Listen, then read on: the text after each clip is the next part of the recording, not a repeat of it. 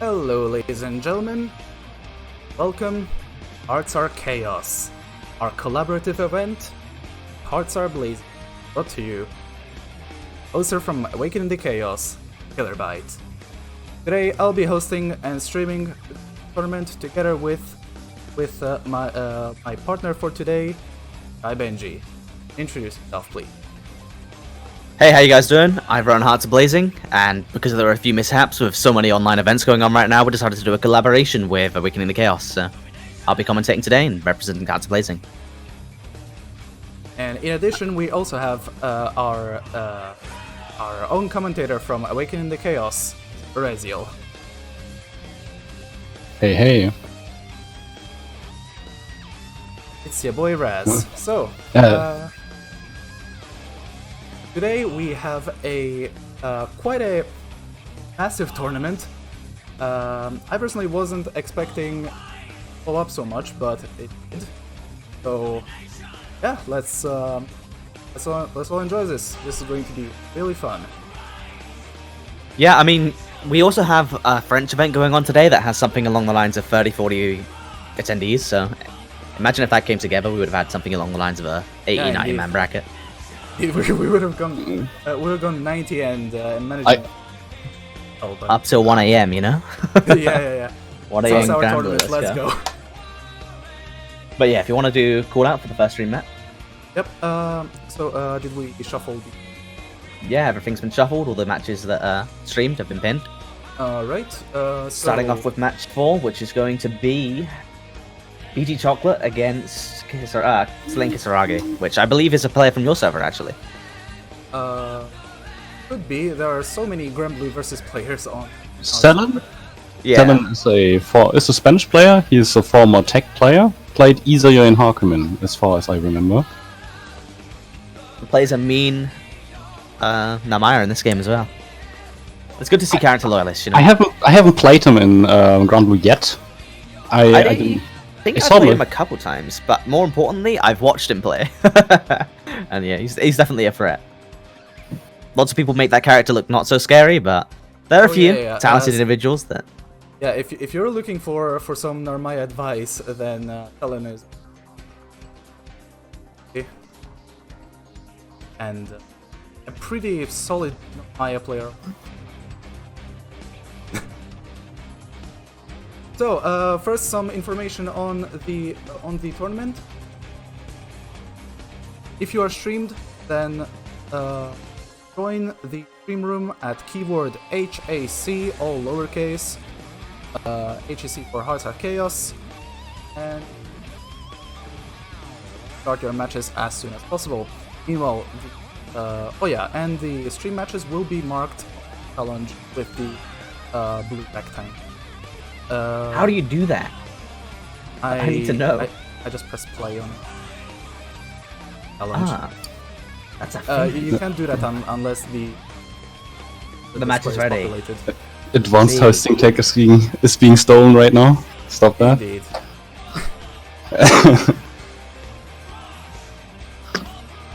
So yeah, after this match, we're going to be getting match 10, which is going to be Mrs. Nabs, which is a player from the Dutch FGC who plays La Diva, against Symmetron. I know Symmetron, I know their name, I know I've watched them play before, yet I don't know who they play.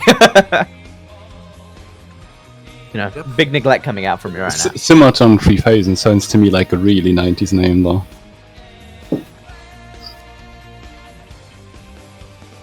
Okay, so I have not hosted in their events out of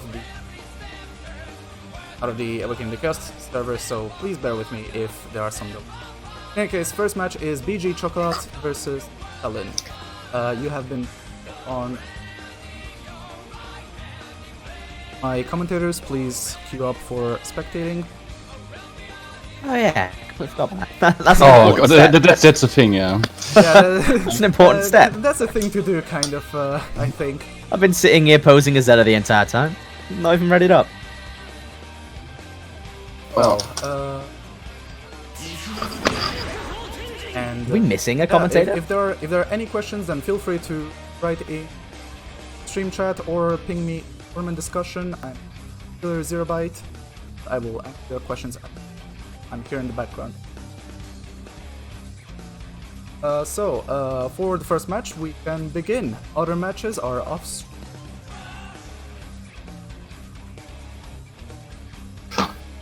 I'm kind of excited to see Namaya. I have seen Namaya play, but I never seen a good one. So, and you promised me Selen is one. So let's see. Kisaragi's a very good player. And I don't like that thing. I'm always feeling like I'm the only player in this game that didn't actually play the mobile game, so I don't know all the lore behind the characters. But that thing that scares me, like the avatar of BG Chocolate. Yeah, Vern. Yeah, muscly Vern. Definitely a bit of a terrifying beast. Okay, getting into it. Oh, some good manners. I haven't seen that since I played StarCraft. What's that? Okay, Kisaragi, basically a model student, a model attendee, pardon. Exactly what you want. They arrive on time, they do everything they have to do, they just get into their matches, and they give us a good show. With that said, Gran against Narmaya. Gran is one of the characters that really gives Narmaya a struggle. Because he basically... gives a struggle. Yeah, it's very true, very true. But specifically, in the case of Narmaya, she has all the tools JU of a Shoto. It's just Gran's just like, I have these tools, but better. But getting straight into it, good DP, calling out the, relatively bad OP. Oh, nice tech. Oh, sound's been turned off apparently. Sound for what? The stream. Okay. I'm fixing it. Alright, This we are Naps was back, and the pixelation should be gone now. Let me check that. Oh, there's...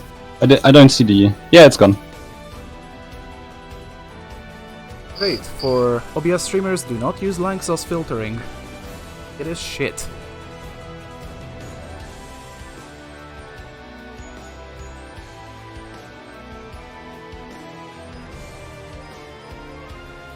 Right, so next up we have Rixta and a Snap. Nabs, yeah. So this is a matchup, it's really polarizing. It depends on who you ask. We have some great Ladiva players, like Fury, who are able to deal with the Rixta, specifically the Rixta Fairy matchup, relatively well. And then we have other Ladiva players who just get absolutely smoked by Fairy. It's a matchup where you have to be really aware of all of your options and risk reward, but in turn, Rixta has such a great understanding of the matchup that it's definitely not easy to get away with it. But we've seen players like Fairy Fighter giving Rixta a run for his money before, so with any luck, we'll see the same with I mean, if I were a Ladiva player, I wouldn't like to play that matchup. No, for sure, but all it takes is one 2U on a, on a bad whip. All it takes is one Lariat, and you're running your mix-up. And your mix-up on Fairy means that she blows up, she dies. So, Fairy really has to play it perfectly, but if I had to put my money on any Fairies in Europe to play this matchup perfectly, it's probably going to be Rixta. With that said, though, assuming that Fairy plays this matchup perfectly, yeah, there's basically nothing Ladiva can do. But we're not robots, we're human. So let's get into this match and see who takes the win here from Rixta or Mrs. Naps. I know the Dutch community is going to be riding behind Ladiva right now. Rixta even calling out Carlotta players in his tech line. I like that. I mean, he actually ended up on Scrub Quotes. We're complaining about Charlotta. Oh, get him in. Gets the Gigi out. Misses the JA. Okay. Hey, we're Grand Blue players over here, bro. It's JL. We ain't BlazBlue players. With that said, lots of forward rolls being thrown out here, not reactively, just being thrown straight into those whips. Oh, up dog, what the fuck? Yeah, EX Battle being spent, but it doesn't really matter when you're at this range. Getting hit into the GG confirm, Momo's gonna get sent out and you're gonna be dead. Oh no, never mind, Orca confirm, but now you're gonna hold this. We're playing with Diva. Oh, gets TJA, but times it. And Beppo. Nothing you can do there. Up dog and gets him. Well, going straight back into it. Again, Rixta doing a really fast showing there. And I feel like you can really tell that Ladiva isn't comfortable in this matchup. It's not a matchup that you're liable to be that comfortable in, but when you're not, it really shows. Getting put underneath GG has taken another mix-up now. Getting tick thrown. Which is interesting, because you've seen Fairy get a tick throw there, right? Ferry is -1 on a 2L. Getting 7 golden letters, and this is how this matchup goes sometimes. Yeah. I mean, it's not uncommon to see Richter buffing someone, especially in a matchup like this, but I mean, very convincing. Those were some very nice George confirms. So, Believe in victory. Battle. if you get stuck in that, in the George, that's really, that can be a death sentence for you if you're already there. Oh, holding out pretty well with those 5H and 2M stuff. Yeah, misses the instant overhead, but gets the frame trap with close heavy. You're +3 off the close heavy. There you go, that's a 2 pro. It's the George alien, but yeah, I mean, Richter right now, you're pretty much seeing him having an understanding that Mrs. Nabs isn't comfortable in this matchup and is exploiting it to the fullest right now. okay, That said, Pepper taking him out. Battle 2. It's not looking good. Nabs has got a long way to climb. roll on road stuff. That was ballsy. Throws him into the George. Yeah. The only character in the game that manages to have a throw confirm. Which means you gotta respect that throw. Gets mixed by the JM. Yeah, you're getting looped right now. Dragged into the George again. And here comes Momo. This should be dead. Oh, maybe not. Not enough damage. Damn, that was scaled hard. There you go, blocking the frame trap this time, getting the forward roll, finally getting some of his own touches. Didn't punish it paying at off all. though, but yeah. Oh, Getting perfect the 7 again. golden letters V2. Not just poor Nabs, poor Ladiva players, man. What a slaughter. It's not an easy matchup, and if you don't know it, you're gonna get exposed. You really are. This is why Ferry is considered a member of the top 4, even though the rest of the top 3 absolutely smoke Ferry. Because Ferry, you know, she oppresses the rest of the cast a hell of a lot more than they do. With that said, though, very convincing being taken from Richter there. Richter, one of the favourites to win these events, has taken a lot of Hearts of Blazing events in the past. And just this week, a couple of days ago in fact, won the Gibbs event, which is arguably the hardest event in Europe to win right now. He has also competed a lot in the Chaos alongside with Ro, and Ro won all of our Grand Blue Fantasy versus tournament so far. Bro is an incredible player, and he happens to be playing Grand, which again, the top 3 characters absolutely smoke Ferry. I mean, my theory is that Ro has just a sixth sense on when to press the boot button. It's like you always press it at the, exactly at the right time. So, well, with that said, shall we stream what's up? Gil Stole My Ride versus Banners? have you told them to wait? Because they could already be in their match, right?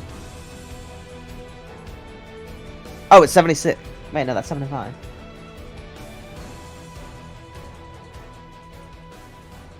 We could do if they haven't started their match, but... Yep, they have not started their match. Then let's watch them. Yep. Yeah, sure thing. Isn't the Gilstomar right guy the one who does the calendar thing? Yeah, he runs the calendar. He used to be a very prevalent Street Fighter 4 player. Yeah. Street Fighter. And he was a TR. Shoutouts to him, Gil Stole My Ride, for managing EU-wide Netplay tournament calendar. Yeah.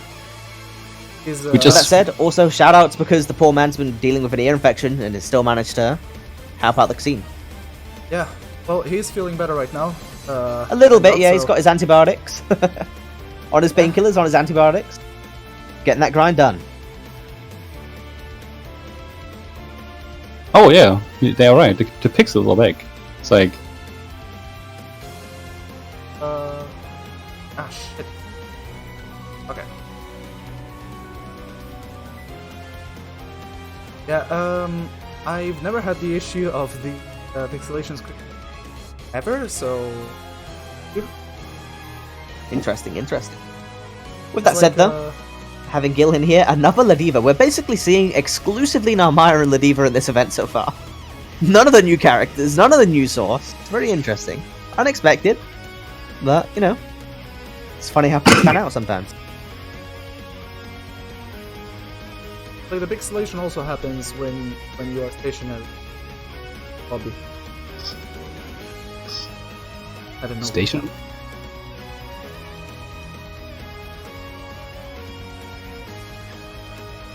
So, Gil against Benners. Benners, a phenomenal player. I was commentating a Kumite yesterday, which featured him. And his Vasaraga, honestly, is so phenomenal. We have a lot of people who are great low tier players. We've got people like Equinox and Streampuff on the Wane. We have people like Padu and Benners on Vasaraga. With that said, Padu has just moved over to Matera. You know, feeling a little bit too bullied by all the zoners, so decides to play one himself. And on the other side of that, we've also got people playing Bubs like Venom. So we have some real good low tier representation in EU right now. I'm just not on stream now. Well, not yet. But they've been turning up in a lot of events all the time. I'm sure top 8's going to feature a lot of them.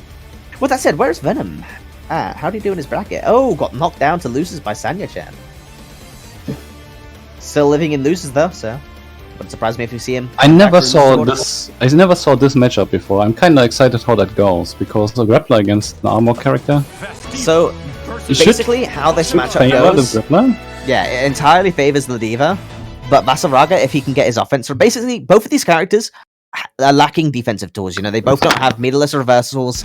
They both don't have the best buttons to deal with staggers, stuff like that. Defense is overrated. With that said, yeah, with that said, it's overrated. We're instead just going to get to see two big boys bashing at each other. You've seen Gil? You've seen Gil do Street Fighter stuff at the start of that round, walking back and whipping command throws to try and build 2% meter every time he does it. You know, it's a Street Fighter habit. I'm not sure how well it translates to Grand Blue, where just walking towards the opponent to build 4 meter. It's a Street Fighter 4 thing. Yeah, you know, it's a Street Fighter. Oh, actually, get some with the run-up. Yeah, sacrificing the damage there for the armor instead there. It's a good choice. Ladiva does not have very good ways to deal with the stance. Instead, you have armor again. Ladiva does not have the best ways to deal with this. Getting command thrown into the corner. One more time, gets the empty low into mid. No, empty jump into mid, pardon. And you're going to die to the coolest SBA in the game.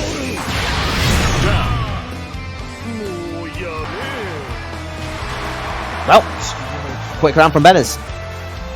Showing that, you know, tier lists don't matter when you got someone there who knows how to play their character, steering the wheel. And someone who plays a low tier and successfully goes for all these brackets. I mean, the Ladiva seems to be really intimidating right now. Yeah, I mean, that's what I was gonna point out, right? Oh, the one thing about playing low tiers is that matchup unfamiliarity is a thing. And against Vasaraga, if you don't know how to deal with his stuff, you will get smoked, especially as a character like Ladiva that can't really do it accidentally. You kind of gotta hold the stuff, and if you don't know how to deal with it correctly, didn't exposed and didn't convert. Shame. Getting hit by the third one. Bad headbutt. Oh, yeah. The famous headbutt RPS. Again, Vasaraga not having the best ways to deal with that. Doesn't have his own reversal, but with supers unlocked, both steps up now. Yeah, using the follow up. There you go, nice get the jump. He jumped. Getting the big damage. Oh, drops it. But one more touch is going to do it for him either way. Expression reset. Nice SPD. Oh, that's his dead jump, so he should be fine. Didn't spot dodge it though, so doesn't get a significant punish, but this is still going to be dead with the 3 headbutts. Yeah, don't keep it. Don't try and drop it. You know, don't do something fancy. Just do 3 headbutts. I really hate that she can do like auto combo into the SPD. Yeah, I don't know. Especially if she didn't have stuff like that, it's gonna be rough. And yeah, you really have to just make the guess. You don't have DP or anything to pull it out. You just have to guess and go for the jump. Oh, okay. Again, keeping characters out reversals honest, and Vasaraga does the same. Getting the air throw though. Putting Vasaraga in the corner, now you have to hold this. Yeah, you can't spot dodge that. Oh, goes for command grab. Nothing gets punished for that. Command throw. The command throw, uses the light shoulder charge to get that Oki. Overhead. Yeah, but no counter hit. Taking his turn back. Doesn't get the knockdown, going for a reset there into throw, but doesn't throw the throw out, so not sure what was going on there. But that said, both players whiffing normals, trying to bait each other out. Vasaraga right now is trying to pretend that he's doing a 5-all to get Ladiva to do a super, but taking the round. One thing to mention is that last week, one of our semi-finals or winners final matches was Theory Fighter, the person who won the last event, against Benners. Benners went really deep into that event, but ended up getting smoked, so The Libras players can do it. So let's see if Gil can, you know, even with the ear infection, make Bennett sweat a little bit more. Believe in victory. Battle 1. Engage. Okay. So, round start, lots of whiff buttons. My ball. Again. Basaraga slowly walking Gil into the corner. Hit his buff. EX headbutt, With steal his headbutt. turn back. Yeah, nice. Schooling out the third headbutt with spot dodge. Taking the armor. Getting hit went by 2U. It's the opposite of what you want. Because now this is your corner. Rush in. Yeah, that was a lariat. No significant punish, but nice. Lever taking the pressure. He tried to Get jump him. out of it early, predicting the reset into SPD. Nice, well done. Getting there throw again. Brilliant. Good to see people doing that. But Super? oh, never mind. Oh, goes to the lariat. Gets stuck on, but no punish. Yeah, and it was really close as well, so that one was definitely punishable, even by Basaraga with those slower buttons. And yeah, you gotta watch your toes, man. Basaraga's got that reach. Battle 2. Engage. That's it again, round start. Ben is slowly walking him towards the corner. Wow, nice. Gets the JL. Into with empty None power of best. SPD. You don't have to worry No about respect reversals given. against a character like Basaraga, so. With that said, Ben is starting to take his turn back. Getting the stomps. Oh, okay. Something with that. Nice. Afro. Good awareness coming up from Gil right now, getting all these air throws. There you go, finally not going for the free headbutts, ends up getting an anti-air there confirmed, is. they should be dead. Oh, a pixel because Basaraga's got that health. Getting the super. Now it's back to anyone's game. I believe Basaraga isn't at chip point either, so it's going to take 2 specials to kill Basaraga. You can't just throw out the super. One more touch. Oh, There you tries go. to spot dodge. Never mind. Drops it. Majesty, 2L there. Yeah. Gets blown up by a Barre 2L. That was really That's what you get important. for dropping your combo. Yeah, Ben has almost stole it back, but not quite. Oh, lariat, nothing. Takes a punish for that. And It's buffed again. goes with the stance, Buffer. gets thrown straight into the corner. Does light shoulder setup into a meaty close L, and now you're going to be eating the pain. Oh, Gil winning every single run edge up guard right SPD now again. into SPD. I like We've seen it. this before. Headbutt, headbutt. We gonna get a sweep confirmed? Nope. Oh, but baits out the reversal. Super. And returns with his own super. Now Gil is 1 touch away from winning this round, but save for Benes. Match point. Benes gets the touch, he wins. And stomping up. Spot dodges the follow-up, that's what you gotta do. Lariat takes the turn back, gets the counter hit on the jump, predicting SPD. Gil tends not to go for SPD as, you know, as much as other Ladivas would like to. And it's clear that Benes is getting caught out by that at this point. He's been hit twice now. I was kinda disappointed right now. I hope to see Basaraga without helmet on the super, but it didn't happen. Yeah, I mean, we're all a little bit annoyed, but, you know, it is what it is. Gil taking a round back, showing that, Benes, you gotta finish your plate. You can't take a little bit of a snack and not finish the plate. Believe in victory. Battle 1. Engage. With that said, getting into the final round. Whoever wins this is going to take the game. Final match pattern. EX headbutts getting hit Two by the headbutts, frame trap. hits. Going for the reset into SPD, but at this point it's predictable, you know? Gil isn't getting that link into 2U, and as a result, Benes can just, it's free to mash afterwards. Oh, tries to get Nice. Jabbing him out of the 5U. jumps the last projectile. This one works actually. Getting 2 caught by headbutts? the 3 headbutt. headbutts. Okay. Yeah, I mean, you can definitely go off of 1 and 2 headbutts into the 2U to get better Roki, but getting the empty jump into the back throw, taking Benes all the way to the corner. Now you gotta hold this mix up.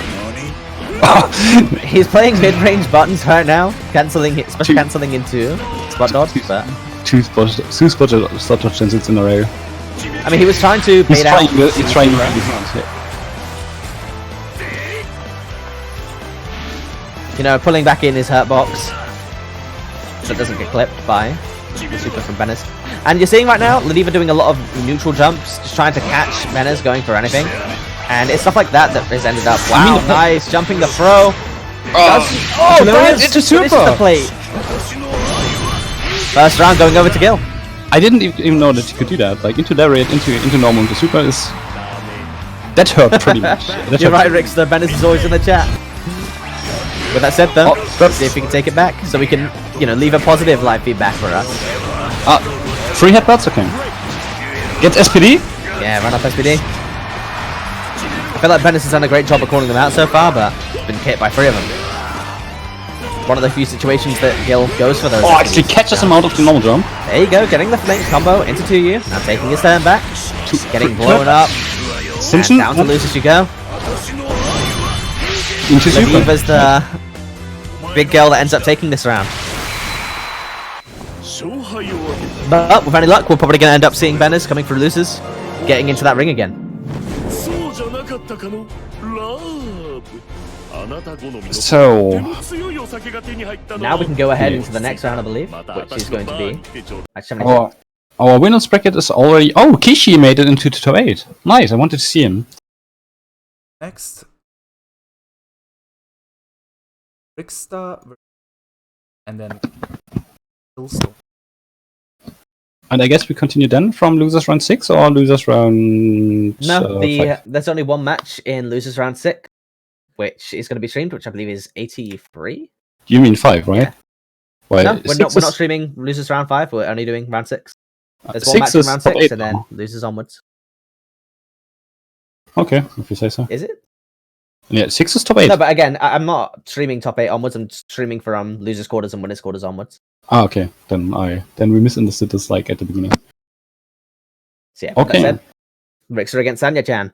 And this is what we talked about earlier. Sonia Chen is a Charlotta player. Rickster hates Charlotta. The matchup favors Charlotta. So let's see if Sonia Chen can take out one of the top contenders, send him to the losers bracket nice and early.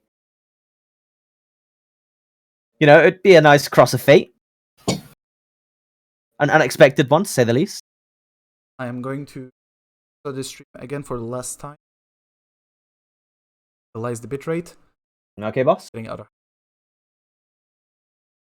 Boss that's getting dealt with, all we can do is commentate on the match. Doesn't manage to get the confirm, and now jumps himself into the corner. This is not where you want to be. But with the health lead, at least got that jump lead. Now, yeah, he jumps there to try and make it so that Gran has less plus frames when he lands on the ground, but doesn't end up getting much reward for it. Now just patiently poking away in the corner. But, good DP, puts him back into neutral, and there we go, nice. I'm not sure if that was crosscut, so Gran was going for a DP, but ended up getting boot instead, but if that's the case, that was really unfortunate for Gran. Okay. I'm surprised I actually didn't get that fireball, but... Nonamaya's corner? Gets booted out. Interesting.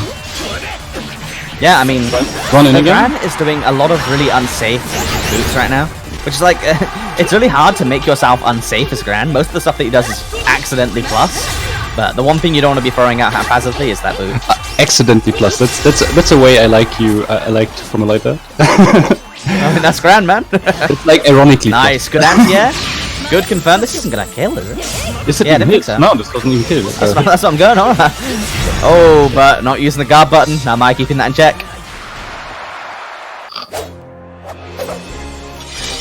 I'm kind of the cross up kind of as I played this cross up kind of confuses me because it's so slow.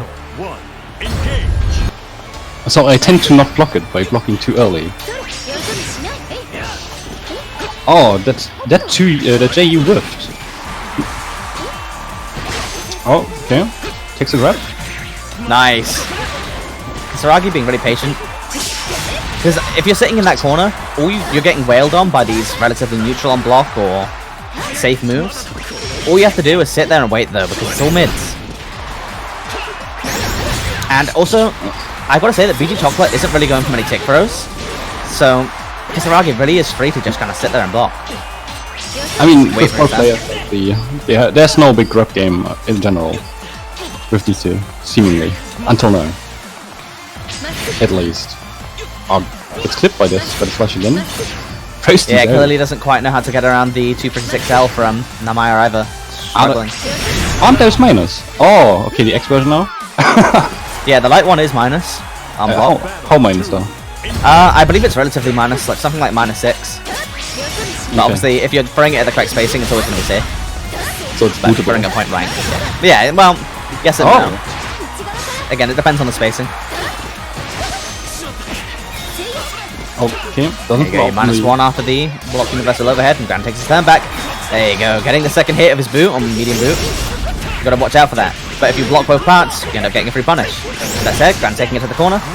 Taking the reset of the fireball, getting a DP, I'm not sure why, but you lost your turn now. That was a very ambitious ADP. Like DPing on wake up on corner is a bit over the top though. Damn, just going straight for 2-6L. Wow, 2-6H, pardon. Smoking the Gran. And Kisaragi taking a relatively quick victory on this side. Alright, we are playing best of 3. I'm not used to this. We're not laughing, you know? We run BO3 here.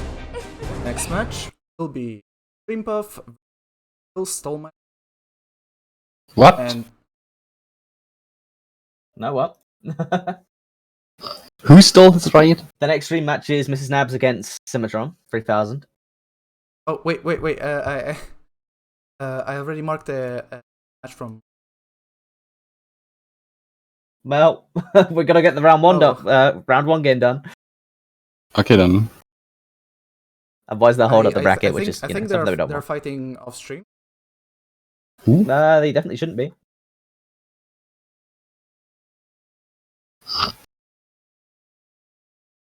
And if they are, they're gonna have to let us know. Well, I did tell round 1. Yeah, well, I pinned a message saying which matches to be streamed, right? So Really? I really like I said, post it, Ah. pin it, and then we asked people to refer to that from that point onwards. I really like the description of Namaya. Very short but stonking great melons. Yeah, that's pretty accurate.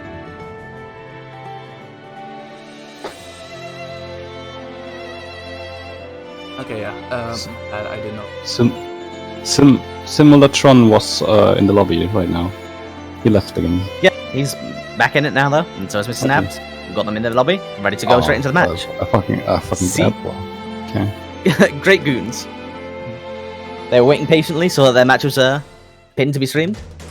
At least we But don't now we have get another to. Namaya. At least we don't have to reconfirm that we are gonna spectate every fucking time. Yeah, That's a huge well, plus. to, I mean- to have such players in ATC, right? either way, getting straight into the match. Again, one of the Dutch players against Symmetron. And I've heard a lot about Mrs. Nabs being a very solid Ladiva. And this is really going to come down to whoever wins the RPS situations, I'm not going to lie. Now Maya does have the advantage in neutral, but once Ladiva's on top of her, it's going to make her life very hard to deal with. Damn. Getting the protect. Sitting there taking the pressure. Again, Ladiva doesn't have the best tools to deal with pressure, but once you get into that mid-range where 2U, Far M, pardon, they're really dangerous tools. And yeah, it's really not going to be the easiest thing for you to do to get away with using your counter against Ladiva. It's very ambiguous, but she's going to cross up with the body drop. Wow, nice. Break confirmed, this could be dead. Now taking the first round. Oh, never mind. Living on a pixel. Unexpected, but catching the boot nonetheless. Battle 2. Engage. Okay, raw ass Lariat gets DP'd off her. And then just raw ass throw, damn. 8 frames of... When you wake up, you have 8 frames of throw immunity. But running up to them like that is so disrespectful. Keeping them in check, you know? You can't just sit there and block.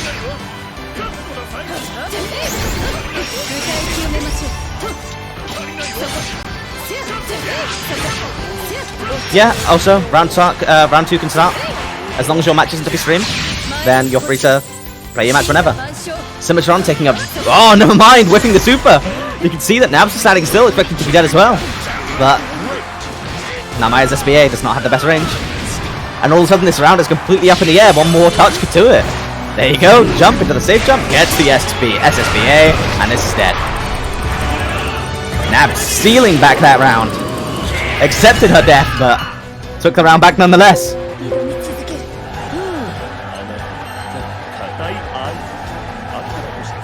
Empty jump SSBA. Believe in victory. Name a more iconic combo than the Diva and empty jump SSBA. Now, round start, she's went for Lariat 2 times already and gotten away with it both times. For those of you who aren't aware, if you duck underneath Lariat, it's pretty much punishable on block at most ranges. If it's spaced well, it can be a little bit harder, but nonetheless, some great pressure coming out from Symmetron here. Having an understanding that if he sits at his mid-range buttons, he can keep on applying pressure, but that said, Nabs doing a great job at escaping that pressure, putting Symmetron back into the corner. But again, Symmetron saying, nah, I'm not going to hold this spot. I'm not going to hold this mix-up, I'm just going to jump my ass out of the corner, but you got to be kept with the boom. And damn, you're dead. La Diva damage is OD, especially mid-screen, man. Not many characters can get as much damage as she can from straight hits.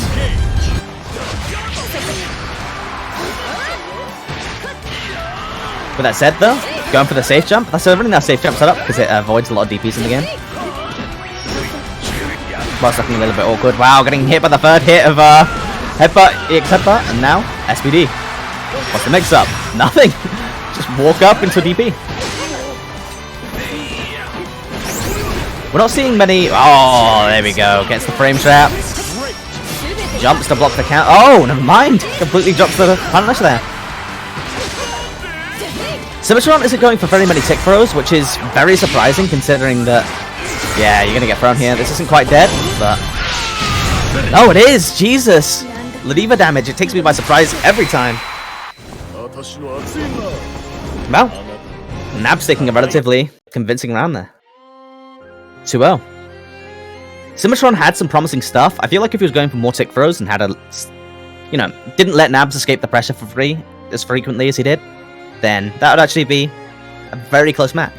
But, again, name a character better at stealing rounds than the Diva, you know?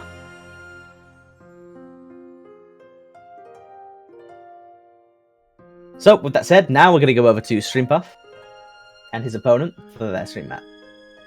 Which is Streampuff against Gale Soul My Ride. We're seeing a lot of repeat characters here, you know? No, getting another La Diva. Actually, it is not that, it's Kazumaru versus Gainer. Oh, really? Okay.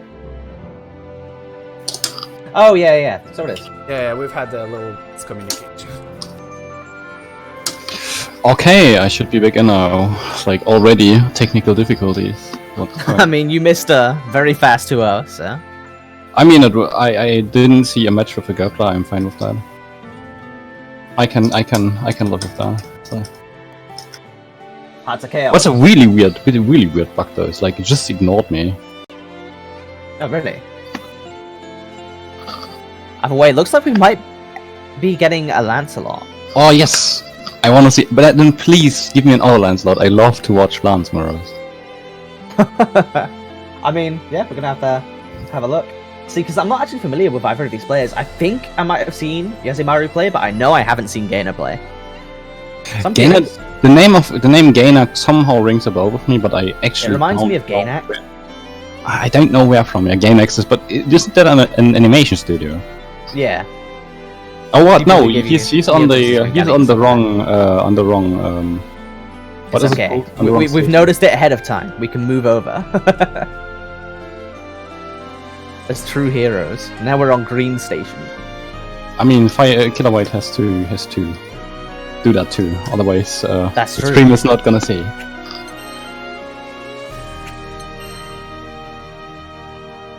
So at the moment, we're just waiting for the opponent, Gainer, to turn. This is round 2, so they should be present.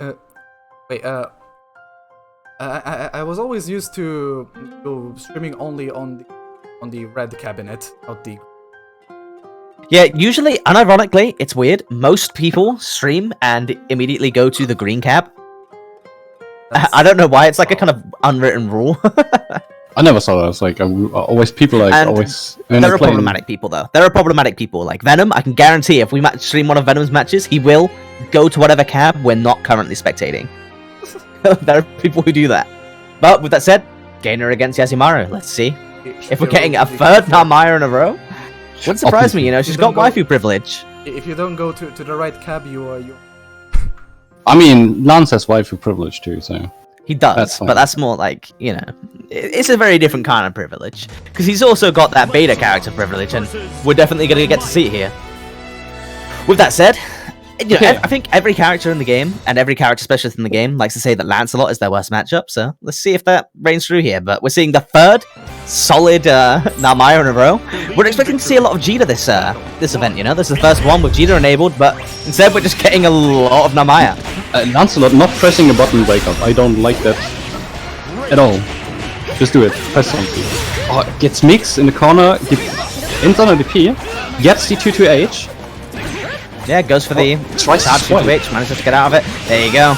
Wall When jump. Lancelot's in the corner, it's a paradox, you know? Is he actually in the corner? I don't think so. This is your corner now. Hold it. Like I said, gives him out of pressure coming out. Wow. You don't want to whiff Lance sweep. You're so punishable. Nice air There throw. you go. There are lots of OSs that most characters can do for that sort of situation, but damn, he's getting called out on the pressure ending early from Namai there. Take it back Into a the step. overhead. Didn't get punished for that. Gets the 5H into super. That should not kill anything. Gets hit by left, right, mids. Gotta use that guard button, man. And one more touch is gonna do it for either player, so let's see how this goes. Now this is a good space for Namaya to be standing, but the only thing you have to watch out for is that thrust. We don't play neutral here. Do that on run start, mate. I mean, but at the same time, it was also Namaya, you know, not playing neutral there. You gotta watch out for that. There we go. Downward wall jump. Okay, I don't agree with that. Okay, blocks the Namaya's standing at 2-2H. a Gets perfect punished. range right now. Now getting a nice conversion, getting the full conversion into the knockdown. What's the mix? Doing a frame trap, getting the safe jump, and now again, Gets anti-X. brilliant. Good anti-air, doesn't get full confirm, no cooldowns are available, but gets the air throw off of the 2-2H. Looking like she has good matchup knowledge. One touch is gonna do it, he's at that chip point. Oh, that Gets was hit by the DP on universal overhead. wake up the bane of all Lancelot players. Lancelot players are physically not possible to not press on wake up. I mean, yeah, they're gonna want to press, jump, or do 2-2H. Or SSBA. And That's another one. DPs counter all of them. Getting the jump in with the JH into the corner, taking the... It goes only Loki. for the You should have made that safe. Getting the 2U though. But walking away, you know, waiting for those cooldowns. I don't Offensive like all these rolls. Oh, still unblock some from the fireball. Not getting the tick for off of it. Oh, Using the 2-2 response. I'm not sure if I agree with that cooldown usage, you know? You could have gotten away with using 2-2L there. I mean, it's not a cooldown you will have to rely on, so it's fine. I mean, it's definitely a good one to have, especially against a character like Namaya, who you're going to be trying to enter into a lot of scrambles with. With that said, only though, life only a lead. simple auto combo conversion, but nothing more out of And that. is it going to connect? And oh, it is! It Damn, is. that hit high. No late SBA confirmed there, though, and you can't get away with all of these C2Hs. You've actually got to play defense, Lance. It's very clear that Gainer has no problem reacting to it. That's like a horror scenario for a Lance player. Someone knowing that he can air throw 2-2X and doing wake up DP. So like, you don't want Yeah, to at the same time, though, Lance does have options to completely blow you up going for that. One of Lance's biggest combos is off of the charge 2-2H. When someone goes to air throw you, you get like 60% for it. So you got to be a little bit mindful of that. only in Clearly, front, Yasumaru doesn't have quite an understanding of that. Or if he does, he isn't quite getting it to go off yet. The full corner conversion, nice. Yeah, again. It looks really Gainer cool. seems really solid. Has all of his combos down. Hasn't dropped many confirms either. His press has dropped a couple of times, but aside from that, bad counter, but doesn't end up getting punished at all. Damn. With throw. Oh, just throw That's it a lot OT. pretending like he's playing neutral for a bit, but throws the ZX fireball out. Lancelots don't use regular fireball enough, I feel. Like, this player in general just wants to spend his EXs constantly. I don't think I've seen him use many. He just. Non-EX moves. I mean, in the end, he just waited for the Namaya to press something so he could 2-2X. Yeah, he's using 2-2X in a really scrambly way. And again, it's not like he's using 2-2X, he's using 2-2H, let's be honest. He's only using EXs. Even in situations where the EX isn't benefiting that much, and, you know, just locks him out of those options. No contact there, so a shame for our Lancelot. Yeah, the Lance isn't going for Wrecker pressure either. He's ending his pressure really early with Universal Overhead, when one of Lance's biggest boons is the fact that he can keep pressure going for a very long time. all of his options are relatively safe as well. He has more, Relatively, you can mesh out of his special resets, but you have to know but when. he can block after it as And well. you have to gamble when if he stops. And again, yeah, but he can just block as well, so it's safe. Unless he's going for triple wrecker. Okay, But- that's over. No lad should be doing that, and yeah, it's over. Gainer taking a solid 2-0 there. Probably one of the most solid Narmayas I've seen, yet I've not seen him up until this point, so great to see more talent constantly appearing in the EU scene right now. With that said though, we're going to go over to our next stream match, Yep. which is going to be match 57.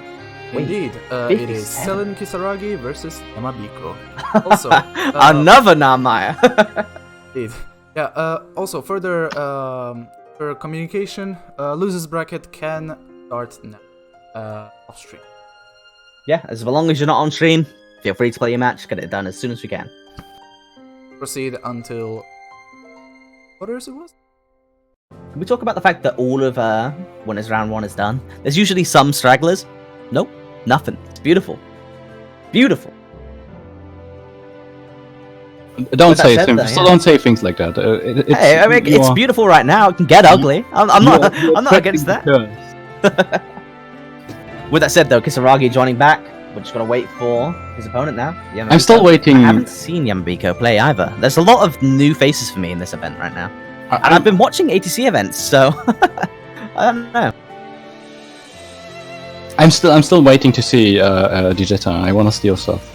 Yeah, I mean, we should be seeing so many Jitas, right? But maybe towards top 8 we'll start I seeing tried them. her today and she felt like a bootleg Gran, so I I mean, guess... yeah, she's Gran post April nerfs. That's pretty much what she's going to be.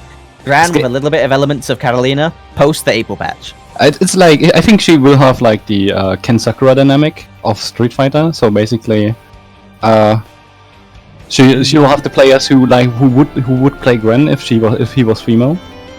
Yeah, but right now that's the case. But even right now, as she is currently, she has some very unique boons that Gran doesn't, and vice versa. They both Oh have no, reasons to be or played they are against going each into other. the other fucking thing again. Don't start. With that said, Gran also has his own boons, and he also has the benefit of being a beta character. So until we see that late April patch, we'll get more of an understanding of where the characters are going to pan out. But in the meantime, Cheetah's still a very, very strong character. Oh, Luane, okay. Yeah, Luane. I absolutely hate Luane for his super, but okay.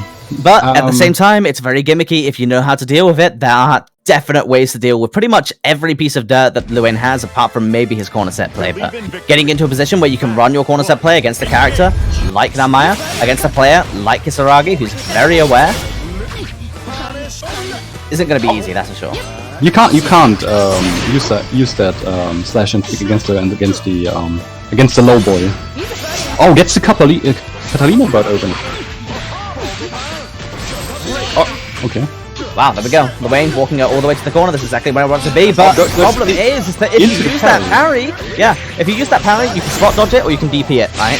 It's not in your favor, but let's see. There you go. No, not the bullshit at all. It's bullshit for Luane that he has to deal with having these terrible supers, honestly. I mean... With that said, the second you know how to deal with it, Kisaragi doing a great job at showing you how to. Stand block, react to the low. That's all you gotta do. That's all you gotta do. You can even forward roll it and it's completely unpunishable and you can get some chip. Oh, gets a throw out of that.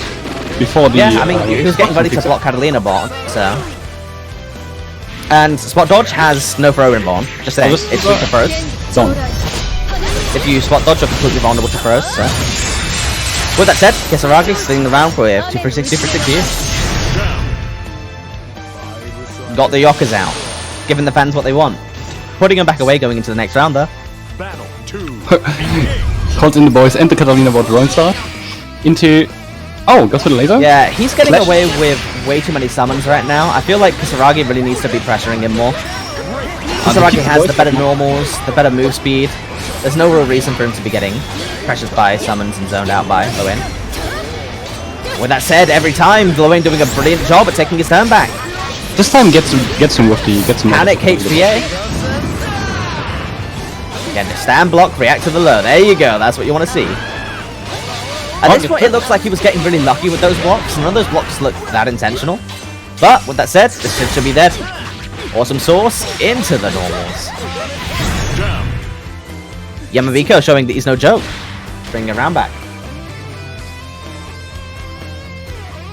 Battle 3. And what's going for the platinum J jumping move on round start. That's not even gonna connect. Why? Yeah, that parry that Namaya has in B stance gets absolutely smoked by lows. You really don't want to be throwing it out that often. Yeah, I mean the one thing that the Wayne parry is really good at is beating safe jumps, but Kisaragi again showing that he has the awareness, going for no safe jump, going for an empty jump instead.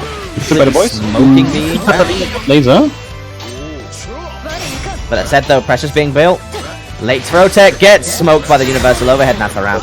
That's funny. Kisaragi taking the first round. Well, the first match, pardon.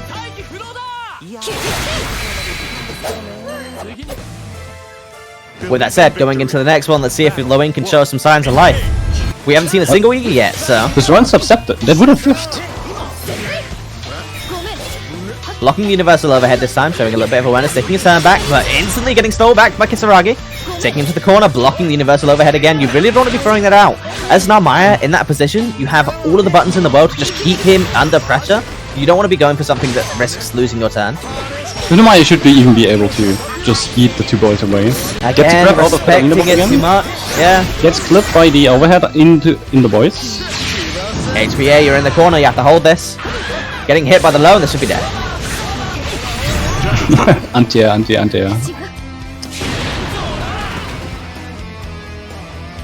Battle 2. Engage. Getting hit. Going back into the round. Getting hit by Really that. interesting round start, but getting the DP. Getting the late tech again. Now you're seeing, right? Look, I don't know how the hell Namai stole the turn back there, but you're seeing that the Wayne is late teching and blocking the universal overhead. That's a very safe way to deal with it. But as a result, Kisaragi is just kind of throwing away all of his turns for no reason. Because he's, very clearly, Yamabiko was able to respond to these universal overheads with stand guards. But, when you get it... he gets to counter it. Oh, that seemed like it was incomplete, but goes for the throw and... Yeah, if they get the kill, it's called a reset. If they don't, it's called a drop. But, gets the kill, so... Good reset. Oh, okay, that whiffed. Nice spottage. Nice, keeping her under the pressure, baiting the DP, one of the things that Loin is very good at. Most of his pressure and most of his set play is completely immune to... Into the Cults boys, gets him. Yeah, he's got the Katamina block, opens him again. And now straight into HBA. Getting hit by the overhead, doesn't end up confirming off of it though. Yeah, you're not... Okay. No, it's very clear that Kisaragi is not actually, well versed in dealing with HBA. If not, he's definitely getting flustered. The one thing you got to do against HBA and Yiggy is not get flustered, because the second you are, you're going to get hit. As long as you keep it cool, there's definite ways to answer it. How? Weren't you catching him not using that block button? But, similarly, not cancelling the normal into spot dodge, so getting absolutely blown up by that parry. Oh, gets hit by Nice, the Catalina laser, yeah. Oh, sweeps him. Nice. To you, one of Wayne's actual good buttons. Into the throw, now you're in the corner, take the unblockable, do you know how to deal with it? One DP, Oh, gets all three of the them. goons. Yeah, that was bad timing from Yamabiko. You can actually make it safe to reversals. Oh, that gets clipped. Shouldn't that be plus? No, it's not. Okay, it looks like it. It depends, there's a lot of variables to it, but either way. This time, pawning in HBA again, but it gets dealt with correctly. Take this punish. Kisaragi's showing that he does know how to deal with it at times, but when he gets flustered... I mean, even if you know how to do it, it's not that easy to actually do it. It kind of is. All you gotta do is stand up and spot dodge when you see the low. That's all you gotta do. Yeah, it's just like, if you play against Raw, like, you just block standing and react to low. It's like, hey, that's how it works. But again, when you get flustered, anything can get hit, Oh, laser. Anyone can get hit. With that said, Lowain spending the awesome sauce, doesn't have many combo tools now. There you go, getting the double side switch. All you gotta do is hold that guard button, Lowain. That's all you gotta do. With that said, going for the shimmies. Losing the turn, but taking it back with DP. And counter hit? Smokes the universal over, yeah. This could be dead. Bonk. Not dead, but one more touch will do it. Oh, Nice. immediately gets him Empty with jump. the... He failed going for Yiggy. with You heard the, him eating there? With L. That was him failing to go for Iggy. Well, I 2-1. think- Great showing by Yamabiko, but not No, quite taking it all the way. Namaya's 5L looks kind of disrespectful. She just uses the hilt of her sword, like, and pokes a bit with it. So, with that said, solid match there. Both players showing that they're very capable of winning, but Kisaraga coming out on top. I'd love to see Lil Wayne down and loses there, coming back through the bracket. So, with that said, we're going over to our next match, which, Indeed, if I take a that look was at the pin. It was quite impressive. So we are currently waiting for Gayahad and Kishi to finish their match, so we can stream match 76. Okie dokie. In the meantime, this is the bracket situation. So we are and streaming here Sullen is the again? next bracket. Yeah, what's going on here? We'll try and catch another match if we can. Yeah, I don't know these plans.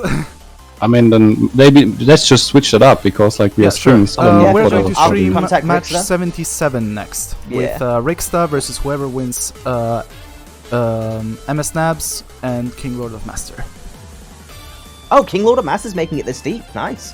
He bought What himself a new stick. And he's making it work, apparently. Hot damn. Plum is a Vasaraga player last time I checked, but he could be playing Soras now. So we could be in for a treat. One way or the other, we know. We're getting a big boy. We're getting Soras, we're getting Ladiva, or we're getting Vass. I mean, in any case, he has to fight a pretty good fairy, so...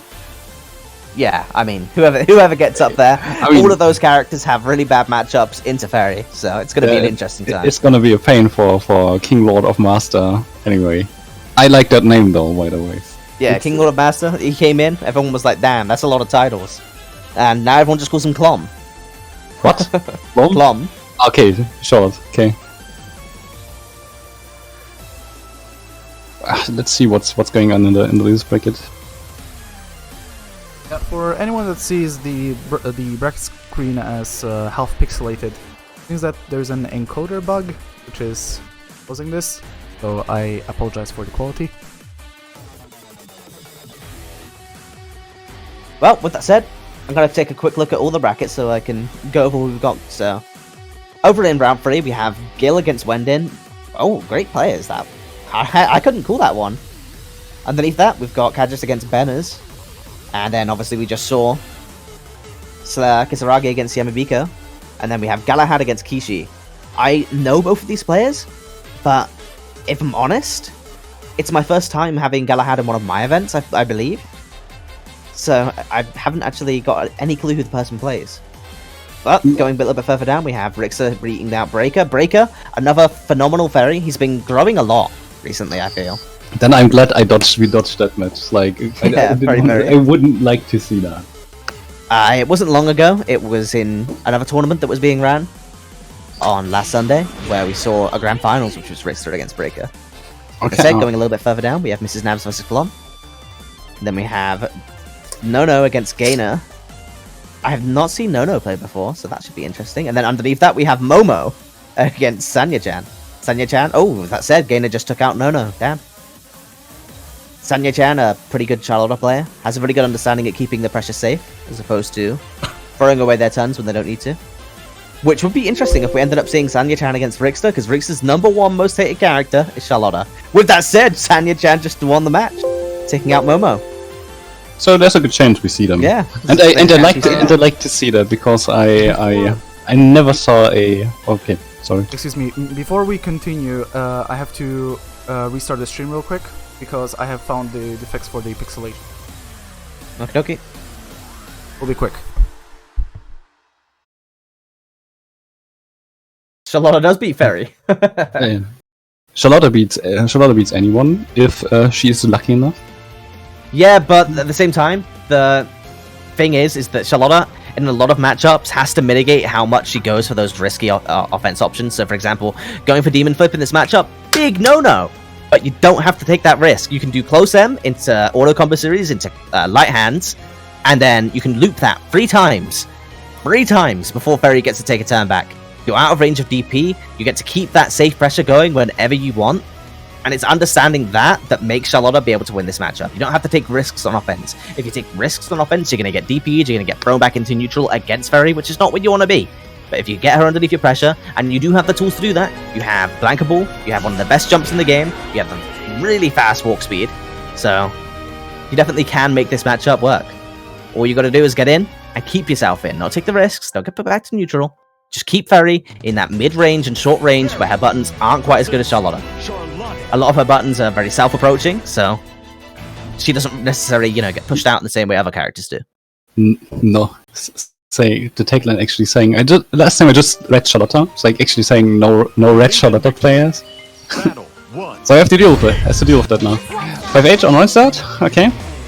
This match is definitely going to be a little bit of a check for Sonia Chen. It's going to be, can he get in? If Sonia Chen can get in and knows how to run this matchup, it's going to be a wash, but you still got to get in against Ferry.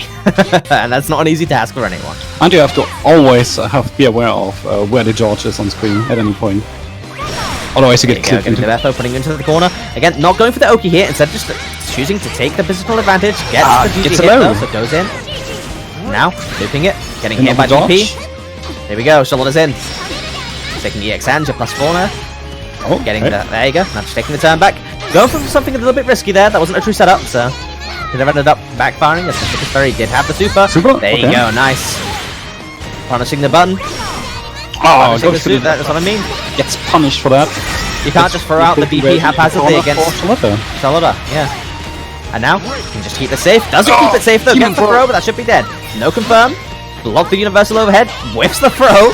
A lot of stuff coming out here. There you go. You're pretty much doomed there because Charlotta could have thrown out Blankable or could have thrown out BP, and you're at that chip point. With that said though, very sloppy stuff coming out from both players in that round. Aside from the good super from Charlotta. So let's see if we can keep this going.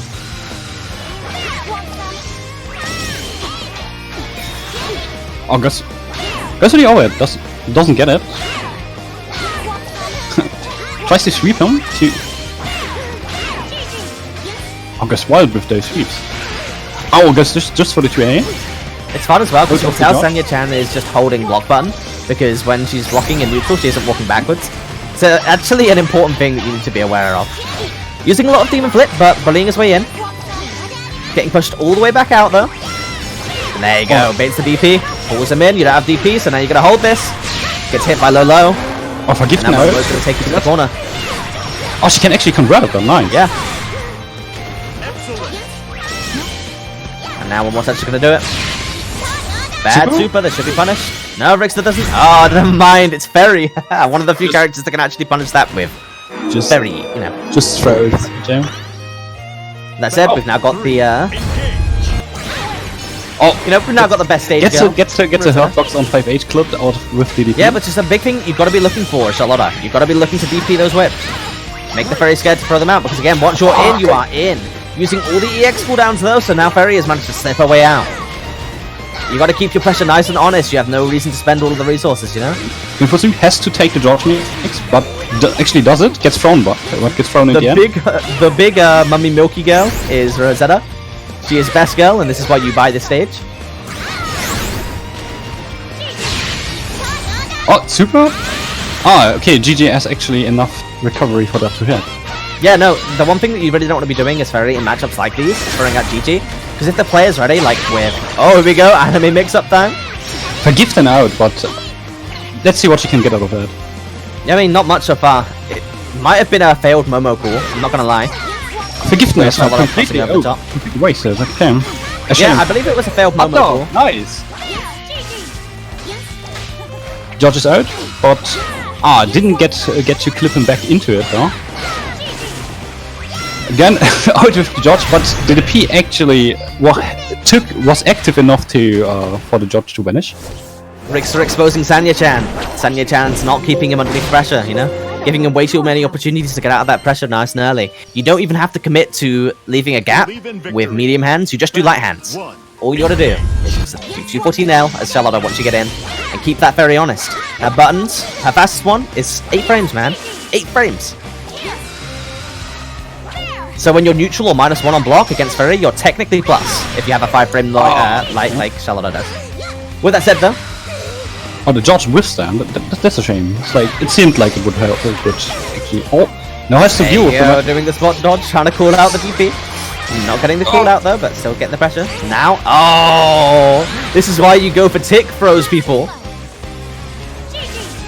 There's nothing that Ferry can really do to call out you going for a tick throw, but if you run up, they have that 8 frames of throwing film on Wake Up. Using Blankable to just go his way in, spending all of the cooldowns now though, so again, not much Rick has to worry about. He can just sit there. Oh, nice spot dodge. I'm not sure what this Colette was doing there. Looked to me like a teabag. There you go, waiting for him to do something risky. Now throwing up Beppo, so probably going to be GG being called, yep, and then you just stand at full screen, so that she has to take the block. Okay. Sonia Chen giving up. Accepting death. Just submitting herself to George. Battle 2. Engage. Oh, okay. Nice. Okay. Knowing the round start 5H will come.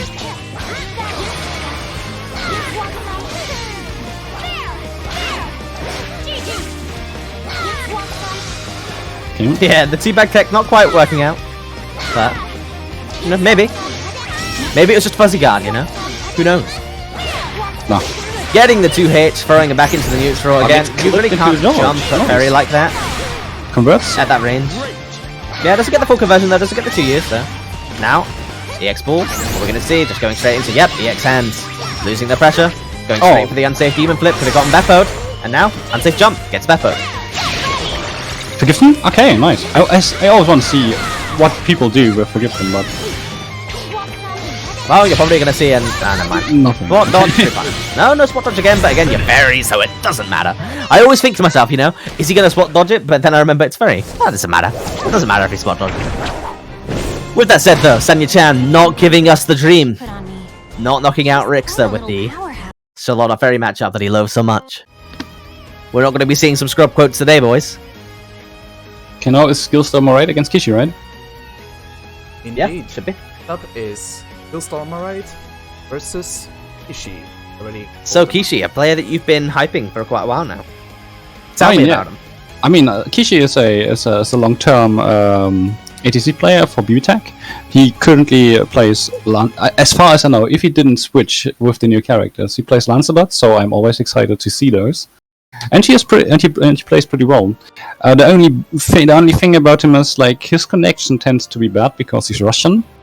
So, I recently heard that he got a new connection with a new, so hopefully it would be actually will bad for him, because the optimal way to play Lancelot is in 6 frames delay. Nobody's gonna block that mix at that point. Well, that said, getting into this. Lancelot versus Ladiva is a really rough matchup for Ladiva, because Lancelot can basically run his seemingly never-ending pressure, seemingly forever. On top of that, she doesn't have the best Abari buttons to deal with a lot of Lance's unsafe stuff. She doesn't have great tools to OS it. I mean, Lancelot Testo can only mostly extend this pressure by 2-1-4s, and if you guess right when he's gonna stop, you can just smash into him. No, but if you mash into him, he can block, right? If he's trying to reset pressure, oh, he'll no. block. It's like if he doesn't use the X version, it's like you can just and you predict and you. No, you can't. It's safe on block. The only one that isn't safe on block is the 3rd hit of Rekka. Yeah, sure. So, and Lancelots don't commit to the 3rd hit of Rekka. They basically I have just seen reset that a their lot, pressure though. before that. I mean, Yeah, but again, that's an RPS at the end of the day, you know what I mean? He's going to have that 3rd Rekka kind of as a check. Is this person mashing on me? If yes, I can check them with Rekka and it'll blow them up. If no, well, just reset. I mean, you don't really blow them up, yeah, but you get a knockdown. But you give. I mean, you get a knockdown, you restart your pressure. That's a blow up, especially against a character like Ladiva. I would formulate it as that if you mesh through the Rekka and actually get the last hit on block, well, if they're blocking before, you give them what they deserve for daring to mesh into your mix. Yeah, but at the same time, it basically just means that Lancelot can safely back out of 1st and 2nd Rekka pretty reliably and restart the pressure against a character like Ladiva, because she doesn't have the best ways to call out the gaps in between the Rekkas. Her buttons aren't fast enough. It seems that Gil cannot connect to the room, so we're going to... Okay. Okay, I can host it if you want. No worries. See if that's a part of the problem. No, it's... Access. Lobby system. I'm interested to know who told you that, Requiem, because That's an interesting one.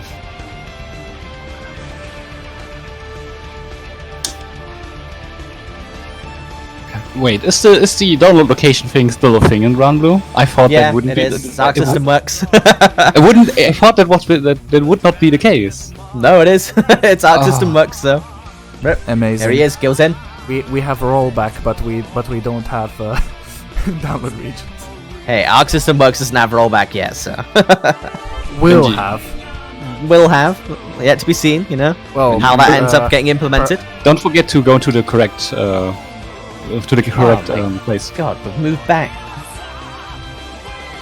It will perhaps not be on Grand Blue Fantasy, but you know, there's hope. I go here. I morally support my boy, my Russian friend Kishi. So, I think. okay, let's see. La Diva. I think that's a me thing, but I absolutely hate playing against La Diva with Lance, but it should be otherwise. Yeah, I mean, Okay. Ladiva really does make anyone struggle if they aren't comfortable in that grappler matchup. You know? It doesn't matter who you're playing. You're playing against Ladiva, Ladiva can blow you up. Oh, okay. Gets in with you. We're seeing that right now. Oh, goes for the 2-2-H, doesn't get it. 2 headbutts. Oh, meshes out. Backward throw. Oh, Kishi already Whiffed it. Never get punished though, with a little bit too close. Oh, with that said, gets the super there. Damn. that. Smoking the Lance. With that said, let's see if Lancelot can slow this down a little bit. You know, you don't have to play neutral against the Diva, and once you get your pressure running, this is your game. Again, seeing the Diva with those air throws, with a 2% meter, you know? You should just walk towards the other player. Kishi having the thought of what beats a grappler? I'm a zoner now. With that said, yeah. Oh, okay, gets out of the headbutts with 2-2. Yeah, that isn't working. You shouldn't be going for those throws, man. At the end of the day, there's nothing the Diva can do to stop you from going for a tick throw as well, so just fast fall, go for the mid, go for the low, then throw them. Gets in with the wall jump. Gets a little bit of damage in. Oh, anti-air. Doesn't get a follow-up. Yeah, I mean, you don't even need to do that, Cynical, because you can keep... Once you touch the Diva once, you get to put them in an eternal loop of your Raka pressure. It's really hard for the Diva to really get away from it, but with that said, getting the full loop, combo limit, into the mix-up, blocks it, and a risky 2, this is going to be the round. That's the last thing you want to be doing. And that's up. That's... Oh, I forgot the Again, name. Lancelot has It's... no ways. You know, it's very hard to be unsafe as Lancelot, but Kishi's showing us one of the 2 ways. Throwing 2U straight into the Diva. I mean, a raw 2U is like a thing. It's like the thing you shouldn't do with Lance. Like, Yeah, you don't want to be doing 2U, not space. You don't want to, especially against characters that have fireballs.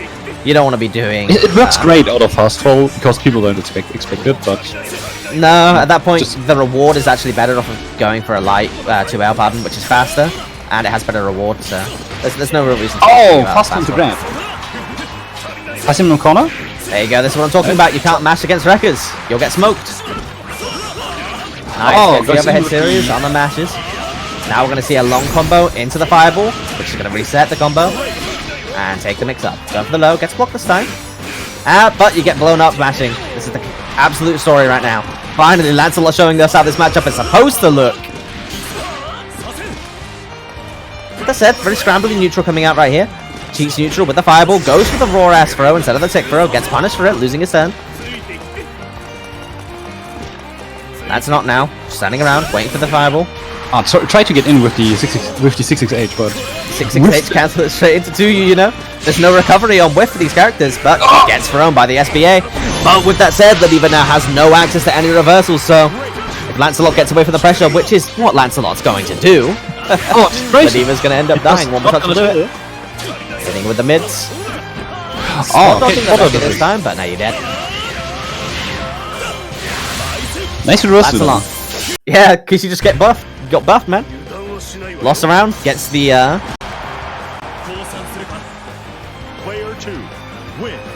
gets the buff. I think what's it called, bro? When a Super Saiyan, you know, when a Saiyan's near to dying. I don't know. Is it Zenkai buff? I think it's something like that. Either way. Getting back into it. Gets out Yeah, Lance is getting out with the 2-2H so often right now. Getting the anti-head. That drops the conversion though, but still has the pressure. This is where you want to be as Lance. That's what I mean, right? You see that? Resetting the pressure on records every time. It's very hard for Ladiva to deal with, but Gil being patient this time, not mashing. Tries to get in with the 2H again, but with the follow-up. 668 gets punished for it. I've got to say, one thing that Gil's doing phenomenally in all of these matches so far is like he has really good neutral jumps. He's handling the airspace pretty well.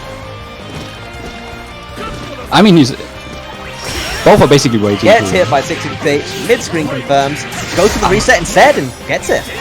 Not using that block line, getting blown up, yeah. Oh, waste. Okay, it actually killed. Yeah, of course it does. I dislike Vice Flugel because I never know if I kill with that. Yeah, I mean, it doesn't do a lot of damage, but it doesn't matter who you are at that point. Universal overhit counter hit when they're below 20% health is definitely gonna smoke you. Okay, that's 1-1. Believe in victory. Battle. Yeah. So 6-6 round start. I want to see that. No, okay. Nah. Again, as Lancelot, there's very few things you can do that are unsafe. There's no need to go ahead and throw one of them out round start. But there's not many things that are more fun to do. Oh, gets the counter hit. Gets the counter hit off the teleport. Another one? Oh, okay. Straight to mid-screen, throws out the fireball. Worked. Whilst Ladiva doesn't have super, you're free to basically throw out these fireballs until you get one that lands correctly. Or gets basic 6x. Nice, good link. Getting the knockdown. Now you're getting in the throw loop. That said, slow down a little bit. Gale trying to make the Lancelot go back to the scrambling neutral towards mid-screen. The thing is, with a character like against Lancelot, you don't even want to put them in the corner. Non-proximity medium there. Getting punished for going for the air throw to build super there. But not sufficiently enough. Yeah, the anti-air confirmed, but gets thrown. You're not dead because you're Lancelot. And you're not, you know, as low HP as Matera and Ferry for some reason, but it's going to be close. If you were Ferry or Matera, you were probably dead there, whiffing a throw completely in neutral. I guess that was a misinput. It's gotta be, right? Maybe he hoped he would walk into him. Who knows, but that should have been an input. Oh, this time gets a conversion out of his anti-air. Yeah, you can't punish that. Oh, clashes the anti-air. What? How does that clash with an anti-air? Oh, one headbutt. Oh, and goes with Mount Grab. Extends Balariat. Drop kicks him into the corner, but he gets out. just meshes him out of the fastball. Super? Oh, okay. Recommend, I hate to break it to you, but if you do hold up, you do get out of that super. Kick. And you can also backdash as well. Lancelot already on hold support, no super open. But with that said, very close to ending this. With the X-Lariat, but gets low into the headbutts. Doesn't get the full confirm.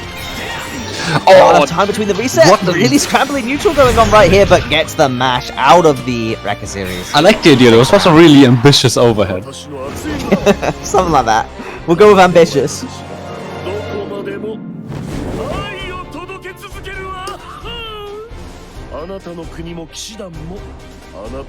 With that said, Kishi getting sent down to losers. Gil, really solid performance right now.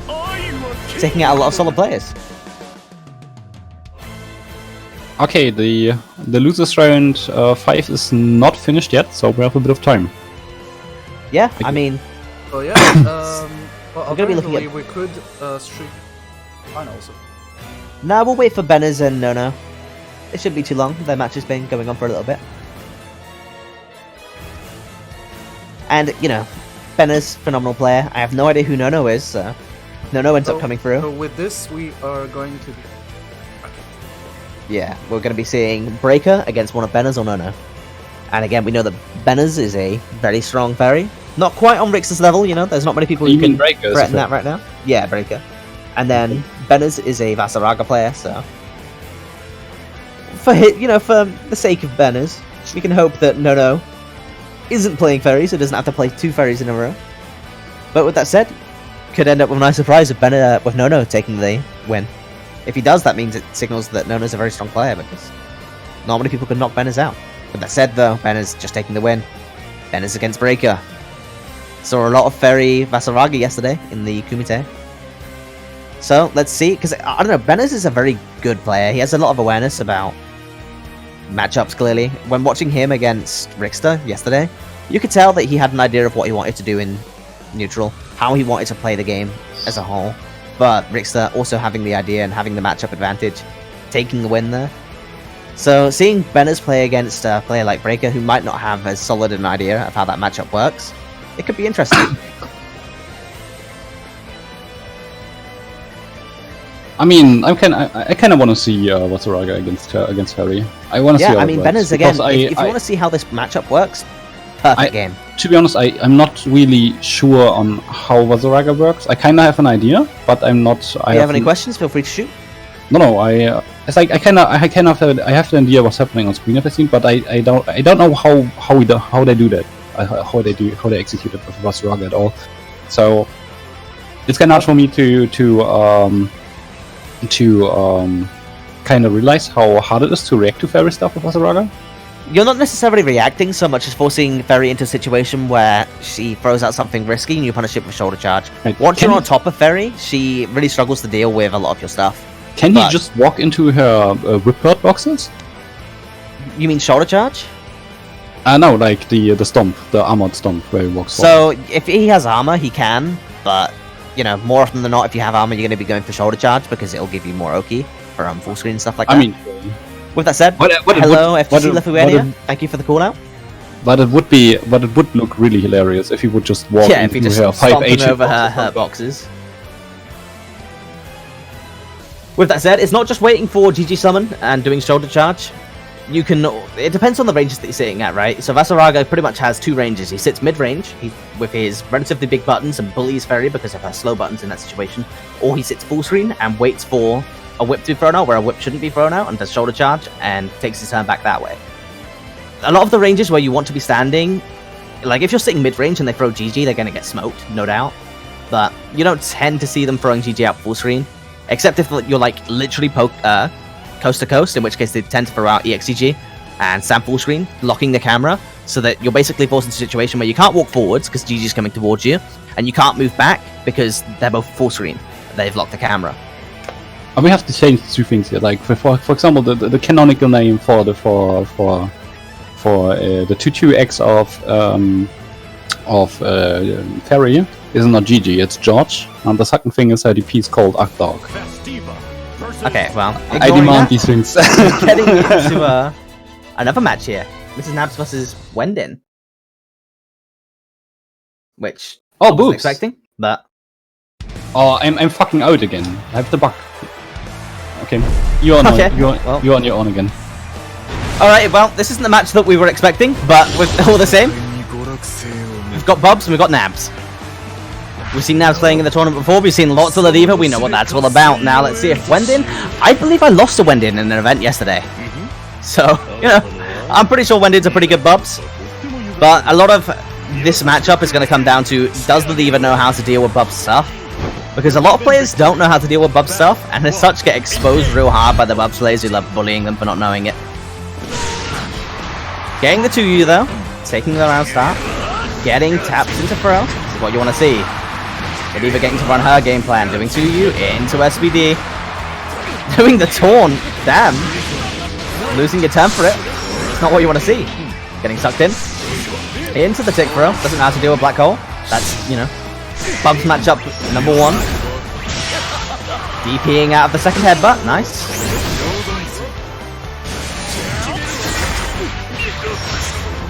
Lariat into the confirm, this should be dead. Nice and clean from Mrs. Nabs, apart from the, you know, choice to go for the taunt, which didn't end up you getting bodied, but made the match a little bit more interesting, that's for sure. Ducking underneath the Lariat though, getting a nice punish, but now we're playing into mid-screen again. I feel like Wendin really isn't abusing Bubs as he should be right now. He needs to be playing more fireballs. Like, right now you're going for these jabs where you're liable to get called out and lose your turn. All you really have to do is play space.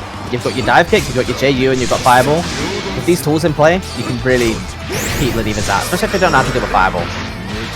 Getting the tick throw off with the black hole there, showing again that Nabs doesn't have the best knowledge of how to deal with that Fireball, the black hole button. Good confirm coming out though, and getting smoked by the SBA, this is dead. Match 1 going over to Nabs.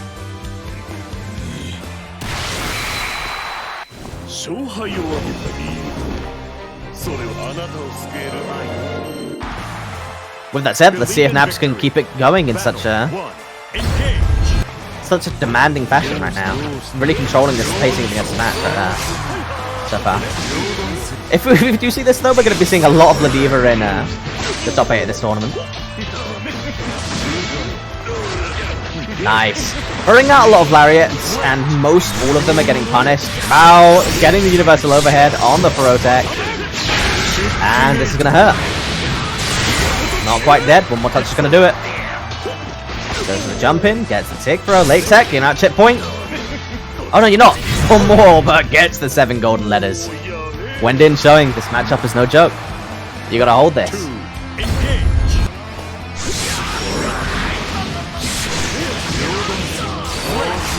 Don't worry, Sevs. A lot of the Ladiva players will downplay Ladiva and make you believe she's low tier, but don't listen to them.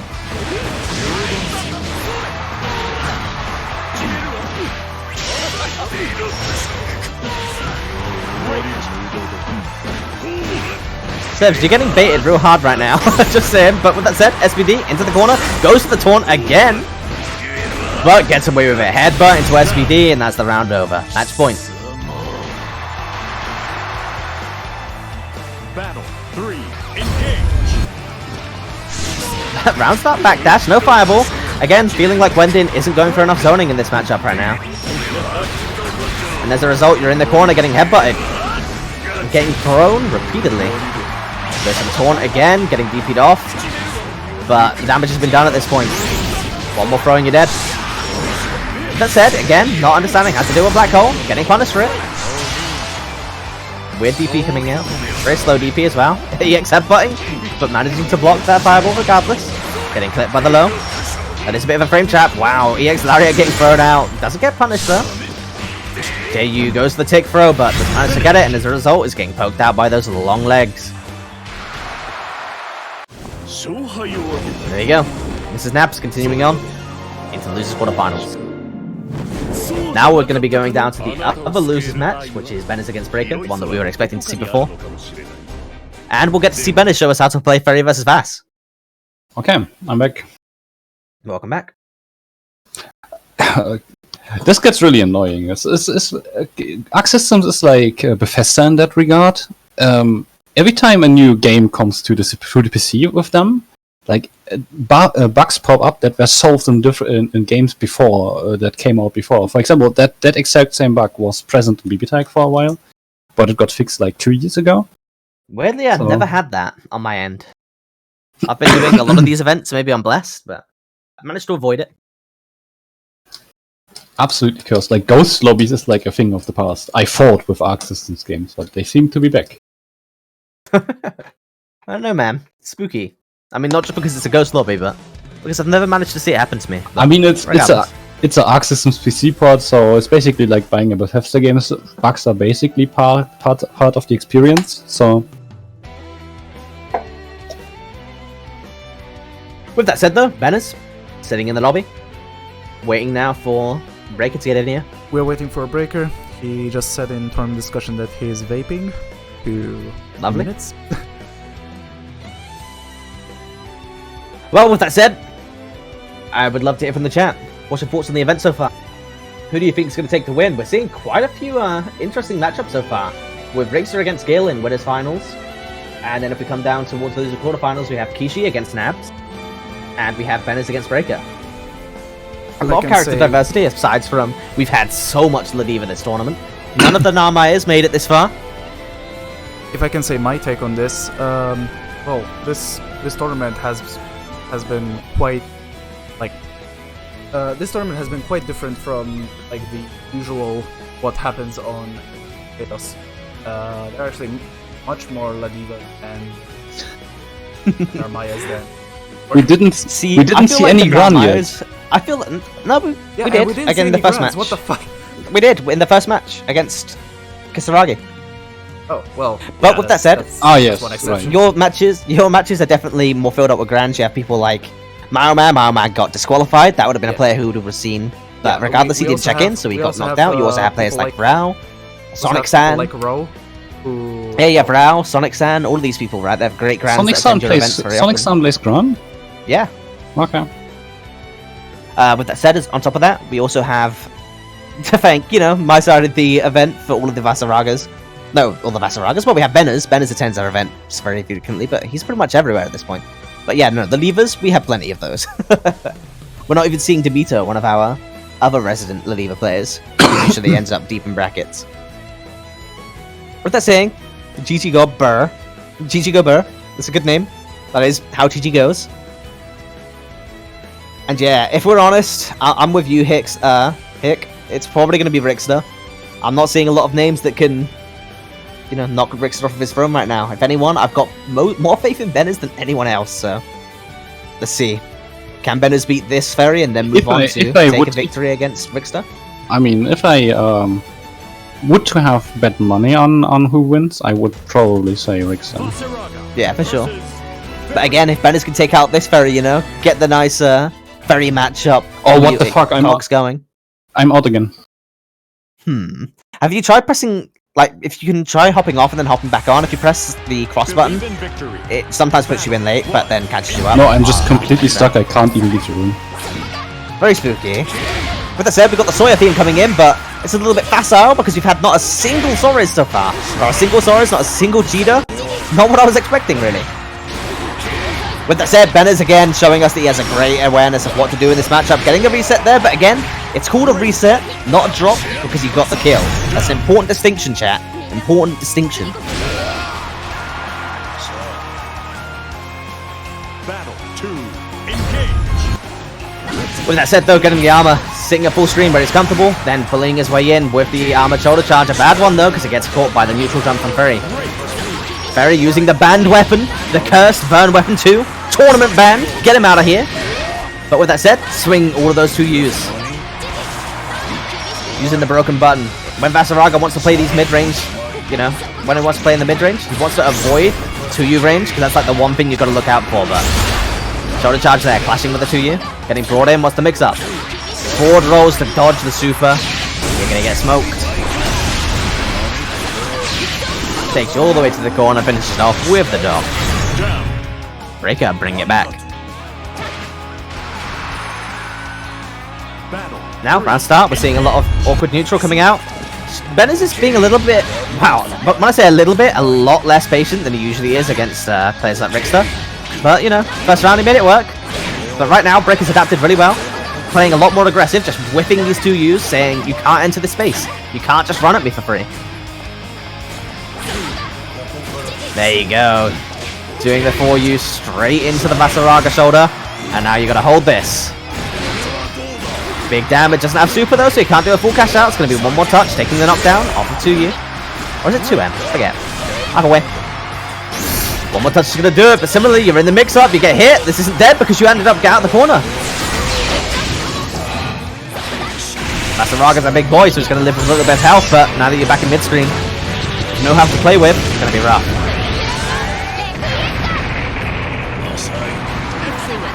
Standing at that full screen, because again, you're just going to wait until Breaker throws out a silly button. Has the armor, so he can just shoulder charge straight through any buttons. Using the EX1 to just bully his way in, but gets hit by the Beppo. Breaker taking the first round. This is cursed. The event's doomed. Let's see if Benners can bring this back.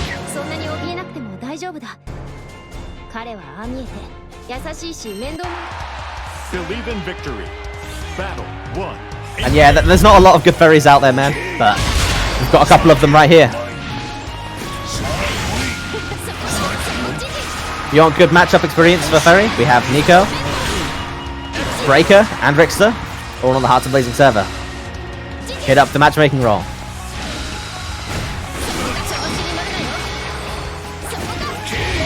Yeah, this is best out of 3. Until we're in top 3, it's going to be best of 3 all the way.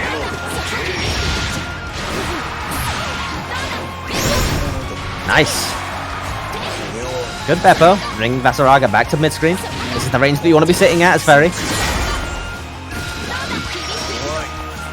Controlling the spacing very well. Yeah, there you go. Not letting him get the shoulder charge out. Not letting him get the armor. This is exactly how you want to be playing this matchup. Vasaraga. Oh, taking the round with the mid-screen combo. With that said though, Vasaraga really doesn't have the best defense, you know? So if Ferry can get her offense going against Vasaraga, he has to hold it. It's a weird matchup. Because Ferry really wants to be running offense as opposed to spacing, because if you screw up on spacing once, you can die. Wow, go for the universal overhead.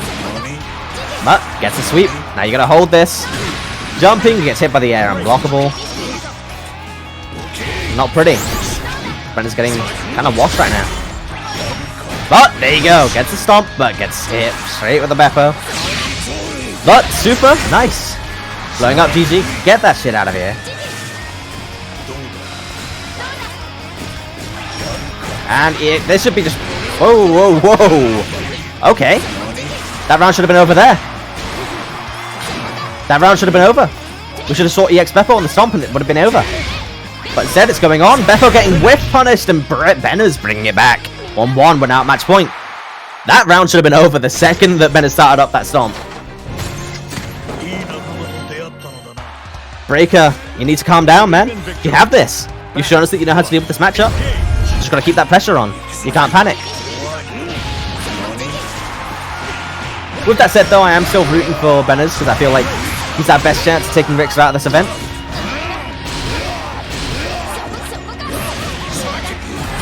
Yeah, let's go, chat.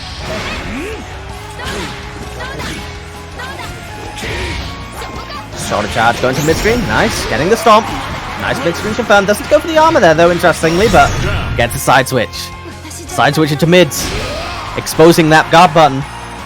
Battle 2, engage. Yeah, of course you'd be saying that, Richter.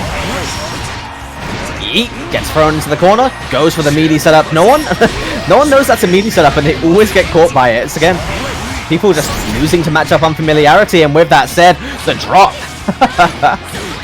Well, there goes your perfect golden letters, you know.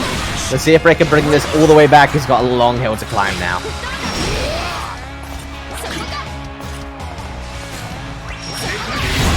And there you go. Has the armor, uses the EX shoulder charge, takes the win. Benner's moving on in the bracket. Great showing from Breaker, though, honestly. I didn't expect him to do as well as he did. Shockingly every time with just how good he is. Not gonna lie. He's growing really fast.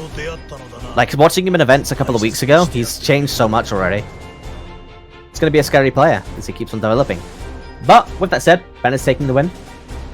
Taking the evil Ferry with the tournament ban skin out of the early loser bracket. And now, ready to go next. I mean, at least we have avoided a Ferry mirror in the grand finals, so... Yeah, I mean... I was thinking about it. Well,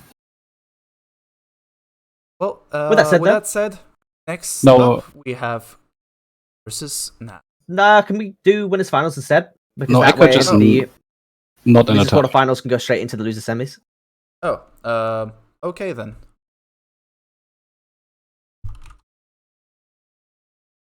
That. But yeah. So I hope there's some hope. I feel like there's some hope that Benners with his Ferry engine, nice and revved, that maybe he can take Richter if he ends up meeting him in grand finals, but he has a couple of players to beat before he can get there. Next we see my boy Kishi against Naps. Yeah, we're going to be doing that after Gil against Richter. Gil against Richter? What? Okay, we do. Okay, I didn't see. So we're going to do winners finals, so then the losers quarterfinals can run and go straight into the losers semis. I hope it works again. That's alright. Yeah, that's a bit lame. Richter, best of 5. Ferry versus the Diva. You know, I've heard some things from Gil. Gil's one of those Ladiva down players. Thinks that it's too risky to go for SPD and 2U in this matchup. You know, so says that it's an 8-2 matchup against Fer. You know, as Ladiva against Ferry. It's definitely a pretty screwed up matchup, but it's not that deep. Ladiva can win. She gets that knockdown with the 2U. She gets to run her offense. She blows Ferry up. One mistake from Ferry can end the round, but Richter isn't liable to make those mistakes. Going into winners finals. Let's see how this goes. With that said, though, this is winners finals, so it's going to be a best of 5. Yeah, it's not a 2-8 match. It's not an 8-2 matchup. It's just Oh, I like that fairy color. yeah, the fairy card on the whip. Believe in victory. May or may not have 5H wall start, get like he always does. But yeah, right now we're seeing Gil walking backwards, kind of being slowly shoehorned towards the corner. This is not what you want to be seeing at all, really. On get swept. Nice. Got out. Underneath the lariat. Not the best Unga tool. Almost got comboed into the George. Now watching your toes, getting exposed for it. But we'll get there. Oh, You can't just try and force your way in with lariat against Rickster, because Rickster's going to be looking for it. He knows what you're going for. Nice. Sense in the Now you got to take the anime mix up. Locks the overhead. There you go. Triple overhead. Gets the conversion. Yeah. Rocket's Ferry. That said though, a lot of scaling coming in. Super is available for Ladiva, but this is like a perfect. 7 golden letters. That was a really nice mix with the 2 comet kicks. Battle 2. Yeah, no, I agree with you, Bennett. It's definitely not 8 and 2. It's the same as Vasaraga, you know. Oh, both with the The grab. matchup is hard. Getting in is not easy, but when you do get in, your And she offense is isn't. really broken. And no, she isn't anymore. Judge out. Nice, running him all the way to the corner. Runs Rick's out is doing a before- great job at being as aggressive as he can do right now. What's the mix-up? Just gets hit by the low. What gets always punished for his laureates, he should maybe be more careful with those. Yeah, no, I didn't point it out earlier. It's not great. He's going for a lot of lariats against a player who's pretty much playing in down back right now. He tries to. Nice, good awareness from Rickster there, just swinging him out of that lariat that time. He tries Showing really just how hard with ready he those is for spot it. dodges. Yeah, you have to be really intentional with them, you know. You can't throw them out randomly. You have to know when you're looking to do it. Oh, Lariat getting stuffed out, and now here comes Momo, here comes Gigi. Standing at full screen, and then uses the whip to get in, chipping him out. And you're taking it again. 2 more hits on chip and you're out. 1 more hit off a chip and you're dead. Super. There you go, that's exactly what you want to be doing, right? Using spot dodge once it connects on block to pull your hitbox back in so that you can't be whiff punished. The SSA on Desperation. Yeah, so again, this is a best of 5, so there's still quite a ways to go for Gil right now. This Did you matchup is just not say- easy. The whip of love. I believe it's a reference to GBF. That's kind of naughty though. What the fuck? I'm a Oh, goes through with the roll with the 3D5H. Actually gets in. Pretty nice. Sorry about the decent, guys. Not much I can do about that. But, you know, I can also go with the narrative that I'm psychic. I'm open to that. Getting the overhead. Doesn't manage to finish off the combo, though. Seeing exactly... this right now is basically completely... Tried with the lariat again. Yeah, this is exactly what you want to see from Ferry. This is how the Ferry matchup against the Lever is supposed to be played. With DJ. Oh, that is not how the matchup's supposed to be played. Losing the RPS, going for the DP when you shouldn't be. And your Ferry, so this is going to hurt. 1 more touch is going to do it. Okay, clearing corner with an the headbutt. There we go, whipping the far end. Yeah, 1 more mix up to take with it. the low. Gets the low, yeah. He definitely could have, Bennett. He definitely could have. Battle 2. Engage. But with that said, going into the next round, Gil bringing that one really close. No, Rickster waiting for the lariat to come in. That is, but didn't block it low. Getting a successful block lariat there, but getting counter hit by the 5U, that's not what you want to see. Now you're back into neutral. Yeah, you don't want to be jumping onto GG's, man. Even if you end up jumping and blocking them, you get hit by an air unblockable 5H button. And you end up with stuff like this happening to you. GG, hold this anime mix up real quick. And gets hit by the overhead. Oh, never mind. But second universal overhead, boom. It's not even a universal overhead, it's instant overhead, my bad. Going for the Forgiften Classic at the end with JA into Comet Kick. Yeah, the drill's It's nasty, really- man. It's really nice that that works in Forgiften. Believe in victory. You really have to commit to it. But when you're in install, you have so many ways to keep groups like that safe. I mean, it's if you can space it so that you can't do that out of the to space it on their feet. So, oh, nice up dog. Yeah, no, JL is usually unsafe, but again, when you have the enemy install, you can cancel out of it into whatever you want with reverse beats and rebeats. Oh, With that said, forward roll, getting hit by the late active frames, and now you're that unblockable like I was talking about earlier. You don't want to be jumping, and there's a CG under your feet. Forgiveness out again. Comet kick. Extension by 5. 7 golden By letters. 5M, nice. Battle 2. Engage. Oh, got clipped there. Gets the fairy special. Full conversion out of it. Yeah, Rix's conversions are some of the best in the game, man. They really are. No conversion off of the EX Lariat there, but gets the pokes into SBD. This is more of what we need to see from Gil. We need to see SBD being a factor. Something that Gil has expressed not being willing to go for in the past. Fairy no jumping even on that And Momo's gonna make this hurt. Oh, never mind. Awkward, but you're gonna take all the chip now. Gets hit by the low, not blocking your feet, and you are dead. In a situation like that, it's really messed up. You have GG and Momo keeping you in place, and obviously, if you go for the low, you get the confirm, because they're keeping you in hit stun. And if you go for the instant overhead, you get hit. So the confirm as well. Actually a thing? Rixter taking a really convincing win, sending Gil down into loser semifinals. and going to Grant himself. With that said, though, losers quarterfinals is up next. We have two really interesting looking matches so far from players we've seen in the past. Kishi against Mrs. Nabs, and Sonia Chen against Benners. Let's see who joins. And next up, we are going to yeah. see Nabs. Sweet. We're seeing the Lance against. Was it a different? Yeah, it was. It was Kishi against Gil, right? Last time that we saw Ladiva against Lance. So he has to deal with that shit again. Yeah, So, well, again, it's that shit in inverted commas. It's Lancelot that's got the shit. no, I see that differently. Well, you know, you can see it how you want, but Lancelot is an absolute menace.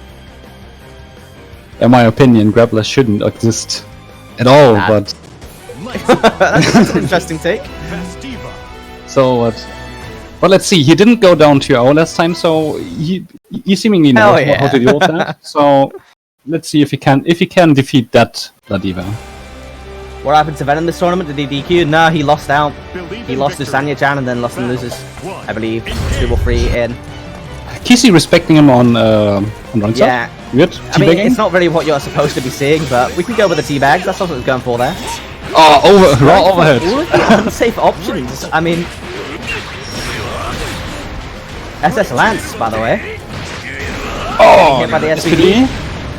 And Going already for on the life taunt. support. Oh, headbutt. Nabs keeping it stylish, always going for those taunts. Getting hit by the mix-up, going for the reset, gets punished for it though, and there you go. Gets the Finally getting the unsafe option paying off. Going for it constantly though. Getting fuzzy match there. Didn't No punish the confirm, but gets a buried by 2L. Battle 2. Engage. Oh, super jump on run start. Backwards. Oh, SPD, okay. It was the same point of SPD like last time, so... Oh, gets the headbutt, but... Launch just jumps out. Doesn't go for a corner conversion. That's weird. Okay. Yeah, I feel alright. like Lance has got a lot of kind of drops, physical and mental right now. The matchup isn't looking It exactly seems how it like should, but with that said, all the getting the jump he's in, choking. taking him to the corner, this is going to be dead if you get the cool conversion. He does. Finishes off her plate, takes the first round. Remember, this is best of... Oh, never mind! Lancelot again, not as squishy as the other run and gun characters, but you keep on going for that universal overhead, you keep on getting a barre 2L. When are you going to learn? He's praying. Keep your pressure safe. He's praying to the god there. Like, if it works, it can really hurt, but it Yeah, shouldn't. but the rest of the reward is not skewed in your favor, you know? Backdashes on Lariat, okay. Oh, delay 5 arm, okay. I mean, Good yeah, option. plus 2. No, I mean Yeah. the try on the opener. Okay. Gets the low mix up, resets, no. again, always with the unsafe options. He could have just corner converted there. Yeah, I know, but this player seems to love the unsafe options, getting blown up there for going for the universal overhead again. You gotta get this, is gonna be right. Oh, wow! Wanna go. Nice! Doesn't whiff. Like I said, even if I was trying to say that it was gonna whiff, you know? Future me, he knew. Super straight through the fireball, but again, recovers. He's a beta character, he doesn't have recovery. What do you think? I mean, going for the Untitled Option, I really favor that kind of style because I like that. But going into that instead of a corner conversion is not a good idea. I mean, it's not what Lance is about either. Sadly, he's the mix-up character, but everything he does can be kept safe. It's all about keeping the safe pressure. If you play Kazunoko, if you see Kazunoko play Lance, you can see just how, you know, Lance can be played. And it really it never makes you look at Lance in the same way again. Oh, gets clipped by that Lariat. Okay. That was an anti-throw, you know? He was taking the jump. Nabs is ballsy, always trying to keep it stylish. Doesn't get the full conversion though. Gets knocked down, this super's gonna whiff. No punish though. Oh, that's pretty. And he's not long. Super? No, okay. This matchup is really screwed up for the Diva, man. Oh, headbutt, but knows his stuff. Doesn't mash in this time. Sweep. Oh! Really scrambling neutral coming out from the Diva here, but she's getting away with it, getting thrown off of the fastball. Just runs up, grabs again. And fastball grab down. Okay, Lancelot, by the way. Kishi having no respect there, just going in for. No, I mean that's Kishi in general right now. Again, all of this player seems to be pretty much entirely fastball and entirely unsafe options, but clearly you can make it work, you know. I want to see more Abare 2L from Ladiva, because if Ladiva was fuzzy mashing a lot of these fastballs, Lancelot would be getting smoked every time. He tries to get into the record and gets thrown again. Do it again. Oh no, he gets followed this time. Okay. He actually expected him to go again with the throw. Oh, that is it again. Correct. On top of that, if you ever put Lancelot into the corner, I mean, I'm not even gonna talk about what's going on right now. This time we didn't. I'm just gonna ignore what's going on. Getting smoked. Put his overhead. Yeah, I mean, at the end of the day, I guess you're going for all these throws to try and. He's just gambling so condition hard. them. Nah, I mean, you're going for all these throws to condition them to make up for the fact that you go for universal overhead all the time, you know? If you condition them to throw tech, now universal overhead will start working. It's like, Kishi, if you see that later, you won my favor with this. Yeah, I don't know, I'm rooting for Nabs here. Nabs keeping it stylish, keeping it, you know, relatively clean. Lancelot making this as hunger as is humanly fucking possible. Oh, gets punished for the 2 Yeah, again, you don't really want to be committed to that option. I mean, I do that. Go for fast fall, go for slow. Yeah, but you can just go for the safer options, you know, like slow fall or fast fall. It's fun. You mean the less fun option? Oh, converts and super. Yeah, let's go, Ladiva. You've got my energy. Go for the SSBA. Oh, no! Catch the ground. Get him out of the event. Kishi taking a 2-1. Imagine getting killed there by normal jump into a mid though. Well, with that said, Kishi again taking the win. We're going to go down to the others loser semi-match now, which is Ben's against Sonia Chen.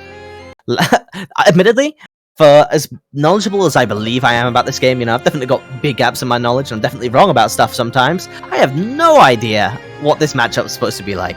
Vasaraga Charlotta, I can only imagine it's messed up for Vasaraga. Because Charlotte can, again, similarly to the way that you do against Ferry. Because Charlotte cannot really rush in on him. He can just, if he has... Just run in, do JL, done. Vasaraga doesn't have the fastest buttons, can't really punish Blanca Ball either. And, like I was about to say, Charlotte can keep her pressure really, really safe. And against a character like Vasaraga, who doesn't have great Abari buttons, you know, doesn't have the best mashes and the mid-range tools, it's really hard for him to steal his turn back against Charlotta that's willing to just keep it her turn. I don't know, it's hard to estimate for me because I didn't see a lot of Charlotta yet. Yeah, Charlotta against Vasaraga, definitely one of the matchups that I've seen. Charlottas are surprisingly rare. I would have assumed as the game came out that there would be a lot of Charlotta players because she's basically a mixture of... I mean, she's basically a mixture of Akuma and Honda, so... I would have assumed she would be more popular. There were a lot of Charlotta players day one, but then they realized that Charlotta was nerfed and that Lancelot isn't the bottom tier character that everyone was saying he was, and in fact that he's the best character in the game. I don't see that. Everyone moved over. I mean, he's top Lancelot. 3. yeah, we're still going with that. Day one stories, let's go. Oh. Hit by the low. Again, this is basically what I'd imagine the Vasaraga will do. Vasaraga will mainly just enter into stance and keep Charlotta completely out. Charlotta has an issue with her jump arc being very shallow horizontally, so Can if she she- jumps up, she can land on the very active fireball. Can she just demon flip on his armor? What do you mean, when Vasaraga gets armor and goes for stomps? Yeah, right. If you go for demon flip, you can get smoked by like 2 of the 3 options. Ah, that's right now. Oh, nice one. That was Actually, a 3 of the one. options command throw would yoink you out of it as well. Out of demon flip. Yeah. That's kind of cool. Oh, With that said though, Benner's being very patient, showing that he understands this matchup. But now that Charlotta's in, smoking the universal overhead, this is what I'm talking about. When you're playing these characters, when you're playing Charlotta, when you're playing Lance, you have the opportunity to keep your pressure really safe. But we're seeing these players go for really risky options. We saw it again against Rickster earlier. Again, just doesn't learn his lesson. Goes straight for it again. Gremlin children, honestly. That's Charlotta players. They don't have to be gremlins. They don't have to eat glue, but I mean, man, they love that glue. to be fair, it's like that's the kind of play I prefer seeing because it entertains me more. Oh, goes for the cross up. God. Yeah, and again, Demon Flip, really risky offense option. That looked really really Batman-like. Like he just stomped her to the ground. Honestly, Lolaire, I'm completely with you. Just press 214B, man. Oh, clash. Press 214B. There is nothing that Vasaraga can do. Get in, goes for the risky option, goes for the risky option. Where's the hands? Give us B hands, man. But with that said, he's absolutely feast or famine playstyle.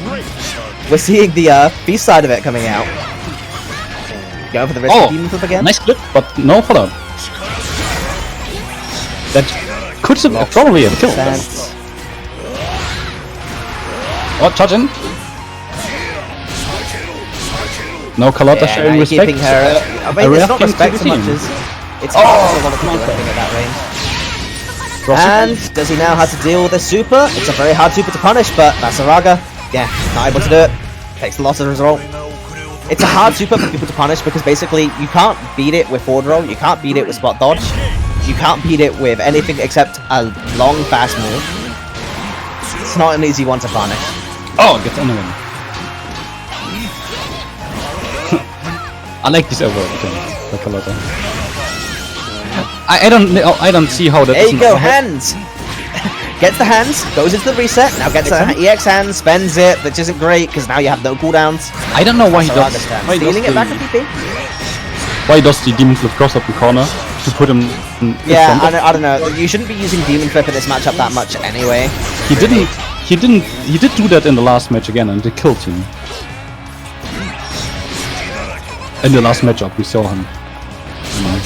Not the. Said Bennett's control of space, getting the armor back. SSB is available for him. Charlotta paying patiently, yeah, kind of have to. Especially when he has the armor available to him. It's risky to throw out stuff like Blanket Ball. Lots of neutral jumps coming out from Bennett's, getting ready to land a falling hit. Blanket Ball getting spent, using EX hands, you're +4. Walking backwards, trying to bait the reversal there. Doesn't end up happening. Get stomped on. With that set, command throw, one more touch will do it. And blocks the DP, goes to the 2M, didn't do the spot dodge on the second hit of DP, and now you're dead. Oh, okay. Again, you gotta know how to punish a lot of stuff. If you don't know how to punish it, you're gonna end up getting smoked. Because also a lot of stuff, this is what happened day one, right? All of it on paper looks really, really disgusting because it has so little recovery. It's really hard to punish Blanket Ball, it's really hard to punish DP, it's really hard to punish the supers, but once you know how to deal with it, it's definitely dealable.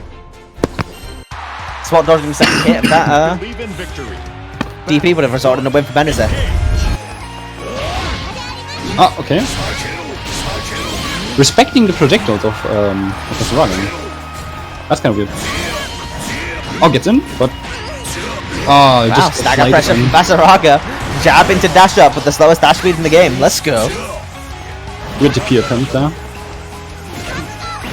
Nice. Oh, drops the conversion though, so not quite nice enough. Punishes his foolishness to charge that himself. But getting all of the stagger pressure in the world, getting the round win.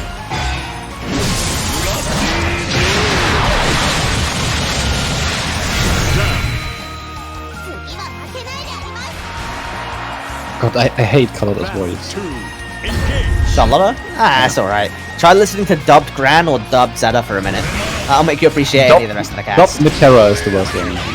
Nah, dubbed Zeta is usually the worst in the game, man. It's so bad. I didn't Yeah, hear it's it. bad, man. It's bad. Oh, super jump. I like that. Yeah, super jump JL. Whiff on the throw there. Getting jumped Oh, off. come on, bro. And throw going really well for Bennett so far. Yeah, Cynical, I feel you, man. That's painful. There you go, Demon flipping over the fireball. That's like the one application of it in neutral right now. And a great showing from Sonia Chen. 2M, into the run-up, into the super conversion. We've got Vasaraga mid-screen stuff, man. Running up, getting himself into the mid-range. Where his buttons can really do some damage. There you go, getting the stomps. Gonna hold that. Just DP on wake up. Okay. Yeah, I mean, the only thing Vasaraga could have done there to counter that was to go into... Oh, come on, bro. Down. Does the shoulder charge, and then does the command throw. Nice. Yeah, the only thing that Vasaraga could have done to stop that DP was committing to the U follow-up, which has infinite hits of armor. Battle 1.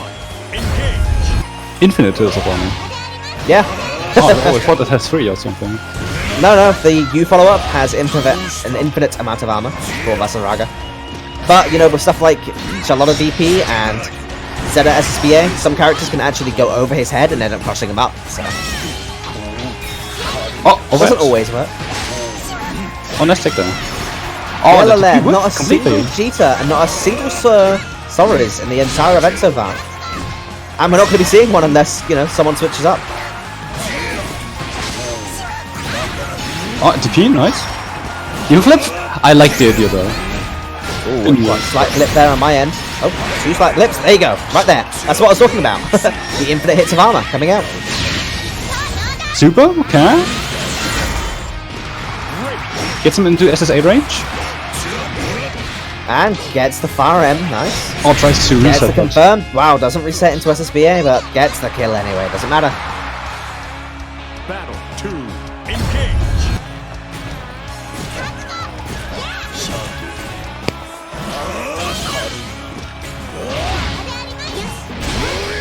Sonia Chen doing a good job, but if this continues, Bennett is going to end up facing Mishi in loser semis. I'm kinda a bit biased here because I kinda want to see the Charlotta going on Lance and the other way around. I mean, this you've been seeing it, right? That's all that's happened. Charlotta has very rarely kept that pressure safe. She's gone for very unsafe stuff, but has made it work in some of the rounds, taking some good wins. Oh Let's see, does he know how to punish it this time? No, Nah, it's impossible. it's not gonna work. Might be impossible for Vasaraga, no lie. Charlotta and Rice support. Demon flips in. Takes the plus frames, goes to the universal overhead again, not keeping the pressure safe, and you get thrown for it. Bennett's taking the win.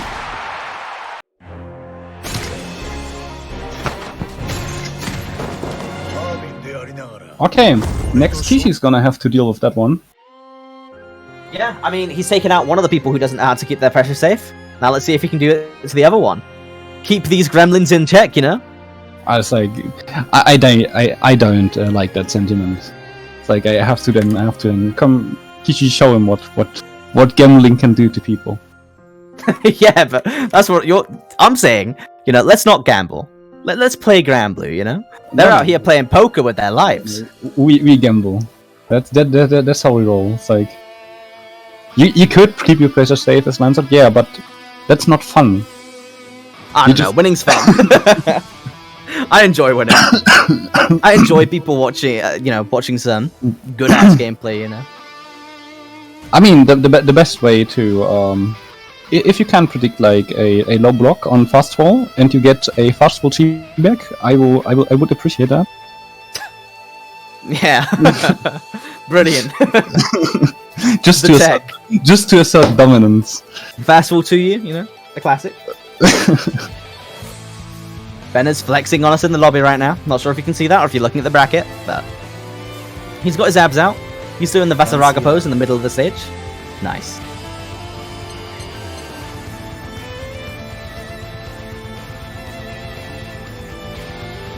I can't find the room because he was kicked. Need a remake. Okay.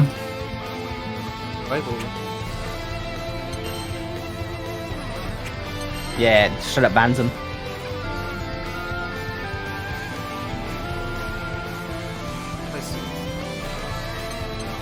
That wasn't it. It doesn't. Yeah. No, it isn't, and it shouldn't be the case in this game. There should be a kick option and a ban option, but there isn't.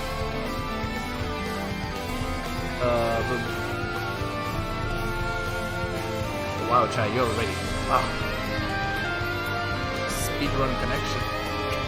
You know, I'm a TO. I'm used to this. No, what is the avatar? I do actually You go. play. Because you have your avatar. Pardon? Do you actually play Zeta? Yeah, I do. Okay, interesting. She's kind of rare. You'd think so, right? But there are a lot of good setters in EU right now. We have, I mean- Mick, Miri, we have Zavid. I mean, I've seen Mick, and Zavid is only waiting for Zoe, so he doesn't really. Yeah, but it does count. He's been a setup player since day one.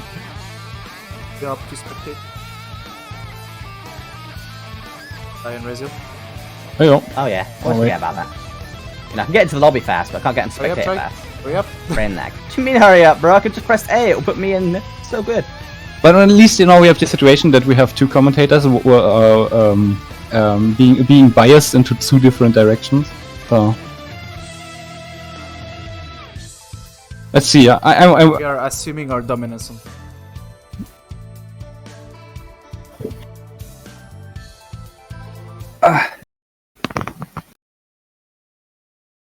Okay, come on, Kishi. Give me the 6-6. Give me the 6-6 on Rainstar. This is first to free, yeah. This is finals, first to free. This is semis, pardon, and this is finals. No, it's this is finals or this is semis. It's I mean, this is semis. Yeah, this is semis, but this isn't first to free. This is best of free. Yeah, Vasaraga Terraria told me that that matchup is not great for Vasaraga. Let's see if Yeah, no, again, same reasons as the Diva. This matchup is not great for Vasaraga. Now, to be honest, not many matchups into Lancelot are great, period. But again, it's Benner's, he has great awareness of how to deal with these matchups. did you just teabag? Okay, Kishi actually respecting Vasaraga now? Weird, just running to the other side on the screen. He's no I mean- Azona, he calls himself. Kishi has done this pretty much unanimously. Every single time we've seen him play so far, he kind of does this weird style of play. He's waiting for the 2-2-X opportunity, I guess. God knows. But I wouldn't do that on Vasaraga. That could continue. Oh, he whiffs punish with a simple auto combo into special. 6-6 H to punish that. Goes for 2 overheads in a row. Okay. Then the fireball. Oh, gets clipped out of the 6-6. Gets anti-aired while jumping. Didn't wall bounce soon enough. Oh, gets JL wall bounce JA, but then just stop. Okay. Good. 6-0. Super. Noise. Okay, Vasaraga on life support, but has SSA opportunity, and Lancer doesn't have that much health. Like, one good opener and Lancer's dead too. 6-6, 2-2 I mean, doesn't get anything out of it. Nice pop up. Nice! Calling out the gap in the record. You're dead. See, now the Get Vasaraga these again. gremlins out of here. Raw ass record, get this out of here. I mean, calling Lancer Gremlin is kind of right. Did you see his overhead animation like on the wind screen? He looks like a goblin. It's like Yeah, I mean, I would go for Goblin, but like he's gonna intrude to your bottle or something. Oh, gets back jump into jail. Moving over Nice. it, converts. Right. getting the frost, drops the combo. He seems And to now you gotta play neutral again. he seems to have trouble by cancelling 5H of Lancelot with these conversions. Okay, for conversion? No, it just stopped for some reason. Stop, you know? I don't. He wanted to give the Veseraga a chance to retaliate, and he actually gets that retaliation. X Fireball then didn't approach with it though. 6H gets armored. X Fireball again. JL. Fast fall. Crow. He's gonna do it again? No. Tick Crow. Okay. Veseraga down.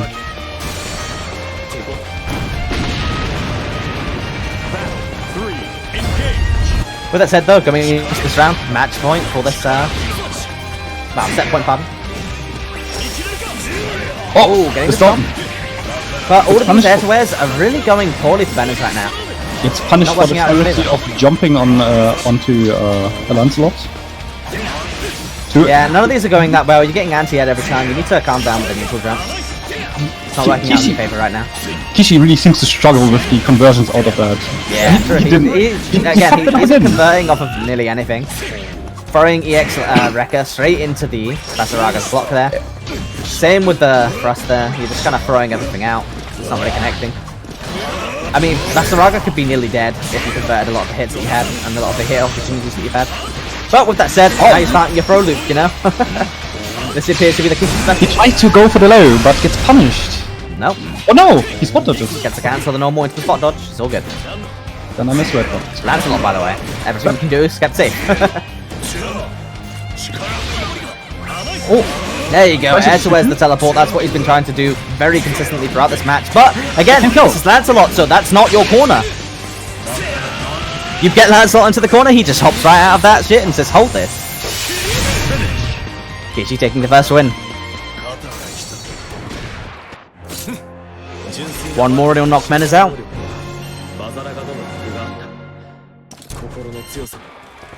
That's actually pretty fun to watch, to be honest. Yeah, I mean, personally, it kind of... That matchup would be more stable, but it isn't. Oh, gets a counter! Don't fuck that up. Okay, I mean, you optimal, but he didn't. Fucks up the Oki though. And now Veseraga putting you back into mid-screen, gets hit by the shoulder charge again. Not getting punished, spot dodges, but again, if you try and spot dodge wreckers, Lancelot has no recovery. If he resets pressure, when you go for that spot dodge, you're going to end up beating a punish. 2-8 there, but almost converted. There you go. Tries to reset. Counter hit confirms, but fails the reset. You got to finish your plate, man. Oh, try to anti-air, but did it too early. You know, Lancelot doesn't do a lot of damage, but you should at least finish your combos. Lancelot does a lot of damage if you get the 2-2X. 2-2H, I mean, counter hit. Oh, Banners, you know, that's how you finish your plate. Seemingly, but I think Kishi doesn't know the optimal conversion out of that, because he converts out of that, but he doesn't do the optimal anymore. I mean, no, we saw it earlier. He does know the full conversion. He just has been dropping it a lot. He didn't ever do it. He converts in the match against the Ladiva. No, he did. Scale earlier. He did exit into X66H into yeah, he did all of the auto combo series. But the optimal is 66A into 5H 66H, and then you do that. So you basically he left one part of the battle. As long as you're getting to the point where you get combo limit into Fireball to take the Oki, you're pretty much executing it as well as you need to. Yeah. But with that said, he's been not getting that far almost every time. I mean, it's weird because dropping it before he gets there. Because it's basically free if you get the first conversion. So, oh, nice. Gets the 5H of that. It is kind of weird. You have to kind of press the 5H when you want to pick up out of that. While the animation is still going on, otherwise it's gonna drop. It's kind of weird. Match point for Banners now. Getting hit by the round start 2-year. Oh! Tournament's on the line. Can he beat the evil Lancelot player? Stomps? Do you know how to deal with this? Hell no, you don't. You're a Lance. Oh, use it for the weak. But again, you think your corner's Lancelot? Nah, this is your corner.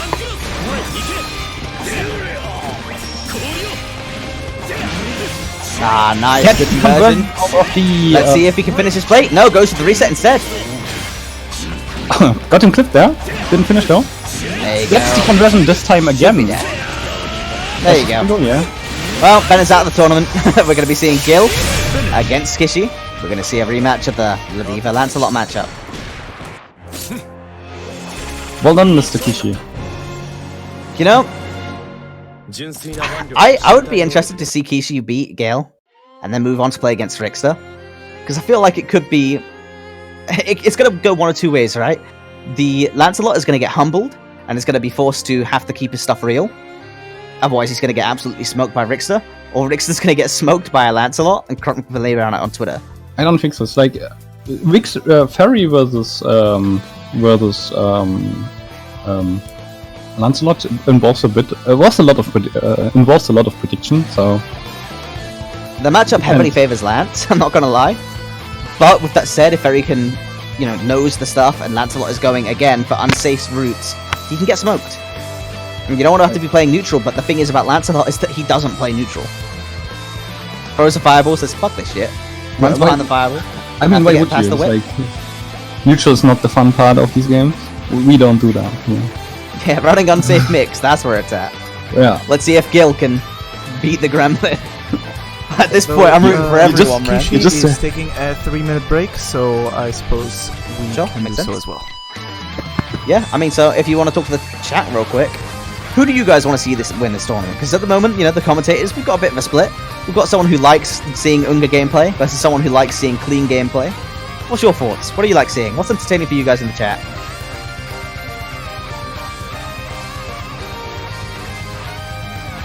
Not Lance or Ferry? That's fair. I don't wanna watch a grappler win this. And then I'm gonna be sad. It's like I can't live. I'd love to see a grappler. Yeah, I have the same stance on this. That's like no. Well, actually, that would actually hurt my feelings. If Kishi gets to the grand finals and actually manages to win the grand finals, then I'm gonna have to congratulate him properly. I mean, he is already really fast. Like he done well. It's like to get to this He's point. robbed a lot of players, man. Though watching him play, really he's well. robbed them, taken their money, run to the bank, cashed it in to get all the way to win his finals pattern. I like how he plays. It's like he has like the same approach to how to handle Lancelot as me. It's like just get in and press something and hope the gods are on your side. And if you don't have to, man. God is already on your side. You picked Lancelot. You completed God's mission. How are the gods on your side if you for picking a Velotia? So I don't get you. Something like that. I say the most solid Kishi eats him. Okay. I mean, I'm guessing the Gil in this matchup we are gonna see. Yeah, you could not favored. Gil seems to be pretty aware of what he's doing with Ladiva. It's like he's reacting pretty well. It's like the last Ladiva we've seen did some things you shouldn't do. It's like for example just raw lariat onto a crouch blocking lance. So why? But the Gil stole my right guy didn't seem to be a bit more aware of this kind of stuff. So just to let you guys know, this is losers finals now. So this is back to best of 5, best of 3. Oh no, it's like a nice long set. So it's harder for Kishi to rob him. That's not good. I don't like that. With that said though, Kishi readying up, getting ready to go. I completely agree with you, Lalaire. If Kishi ends up taking this win against Gil, there is like in my opinion, it's not a coin flip, it's not quite even, but there's a good chance that Kishi just absolutely ungas Rickster out of the tournament. It's like the route. I'm not gonna lie, I don't see Gil taking Rickster out of this tournament, but at this point, it's kind of a which character do I want to win? Do I want the Diva to win because I don't like Unga Grands, or do I want the Unga Unga Lance, pardon? Or do I want to see the Unga Lancelot win, so that there's a chance that he Ungas Rickster out of the tournament, stopping him from getting, what, like his 4th Hearts of Blazing win? With that said though, good start coming out from both players. Oh wow, what was that? Gets a with his arse. He gets a clip on the anti-air there. That was really weird. Good game, by the way. Oh, rolls on that. Gets the Nice overhead. Reset recorders. It's genius if it works. It's retarded if it doesn't. Oh, gets command grab. Yeah, SSBA. Again, Lancelot isn't as squishy as the other characters in this game. It's a bit weird that Lancelot has the normal amount of HP as opposed to the Viscera amount of HP, but with that said... He needs it, he's the honest character. Very true. So true. Oh, 2U into MT into Faro. You know, Try again, to roll grab. right there, that wasn't even an 8-frame kill, so if Gil had just stood still, he would have been fine. He would just had the throw completely whiff and no one had smoked him. But no, he super jumped backwards. I think he was going for SBA. What's it called? Oh, for Lariat? SPD. No punish? Oh, SS. XX, I mean, 2-3X. Oh man. Gil doing a great job at having Kishi walking his way all the way to the corner. But you know what? It doesn't matter because he's Lancelot. That corner doesn't exist. I think he wanted the wall jump, the high wall jump into JH there. But yeah, I know. But again, Gil completely aware of what he's looking to do right now. Run standing in mid-screen saying you have to come to me. But again, Lancelot gets conversions without the corner, especially when you're a player like Kishi that likes to go for all these resets. Slowly pushing Ladiva towards the corner. No punish on the teleport. Tries to go punish on the bad universal overhead though. Oh, goes to the reset, not taking the lariat. Getting the universal overhead in turn though. Oh, lariat? Yeah, Lancelot escaping the corner, but now underneath the pressure, keep on getting hit by universal overhead. No, okay. Yeah. The only way that Gil could have punished that is supering in kind, and it would have worked, and he would have died, but he didn't do it, so... Now, you're one touch away from being dead yourself. Oh, Lariat? Lariat into 2U, one more mix, gets hit by the jail. Lancelots, they don't hold block, dude. Lancelots blocking on wake up? What's that? That's not real. It's like, if you ever block with Lancelot, you already did something wrong. It's like, you're down to that. Yeah, again, something like that. Getting hit by the third universal overhead in a row. Not reacting to it in time. But again, Gil not quite dealing with the teleport very well, so... Kishi getting away with a lot of them right now. Oh, steps him, but no follow-up. EX Lariat is connecting. A lot of them are connecting in neutral right now, which is not what you want to be seeing. Jumps on him again. Should maybe try to forgo for the high jump out, like the high wall jump. Instead, because Lancelot slowly walking Ladiva all the way to the corner, getting teleport on universal overhead for the second time in a row now. You're gonna have to stop throwing that out, but gets the command throw super. This isn't dead. One more touch will do it. Oh, now you're trying to bait out the SSBA. That's too special to use that. Oh, if you actually giving him not time. getting punished right now. You don't want to be in the defense right now. Oh, overhead? Getting a universal overhead. That's what we call it. You know, no, that's what you do. Rolling the dice and getting lucky, but you know, if you're a high roller, sometimes it's gonna work out. 6-6. Chip point now, though. Giving him space again. again. Will do it. Any touch will do it. EX headbutt chips him out. Let's go. Gil saw my ride taking the first round.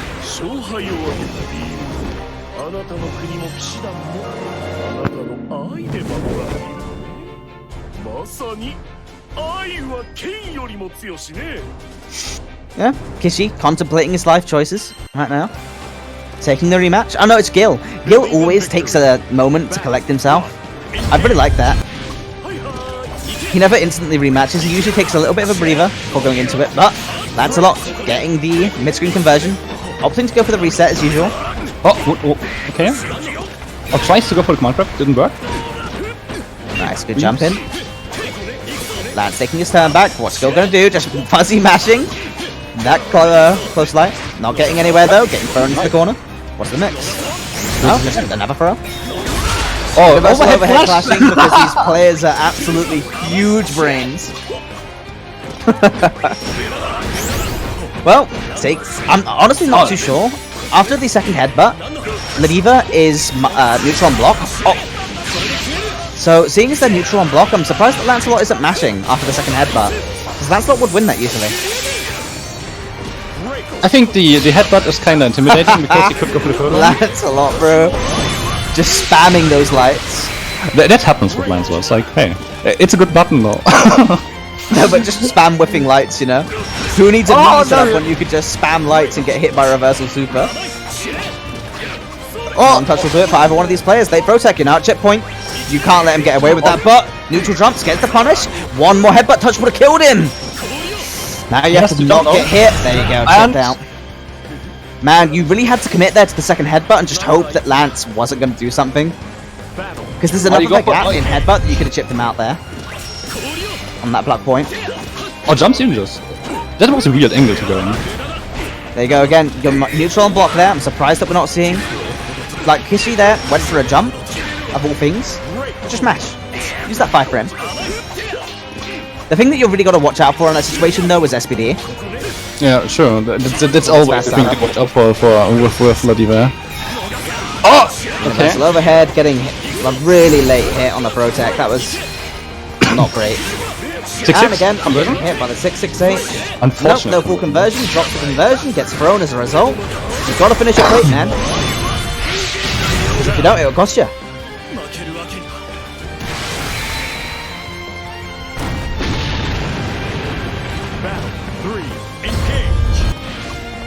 Okay, super jump back on one side. I don't know why, but okay.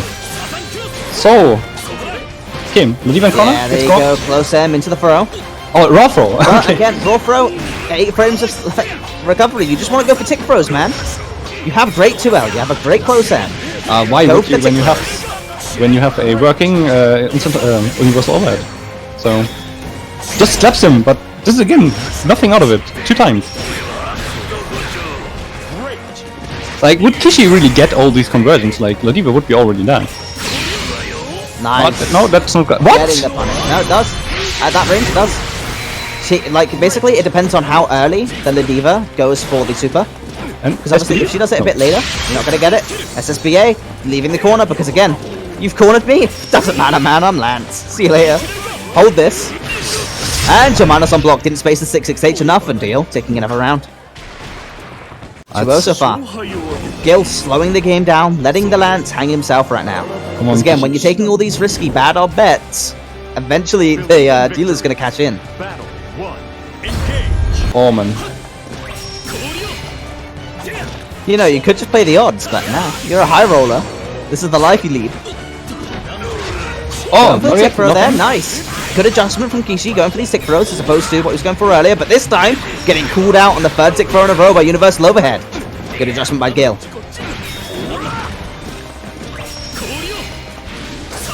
Oh, I like that idea of the 2-2-A, but it whiffed completely. Nice, resets into the anti-air throw. What a beast. And gets the super, you're dead. Gil is playing more solid than he ever has before. All of my mental energy is being channeled into him right now. Either infection or no. He's a grappler, so it's basically luck. Yeah, we'll go with that. Okay. Kishi giving him space again. I guess Yeah, this every is time very he does sim- this, this is very standard probably waiting Kishi. for a 6-6 or 2-2 opportunity.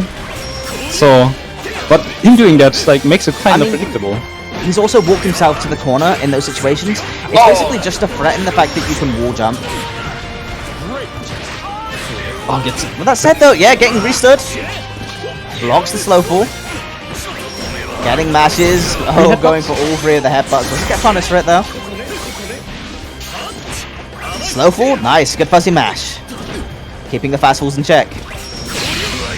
Gil has done a great job of adjusting. With that said, I'm angry that that works. So that should work. Why would it not work?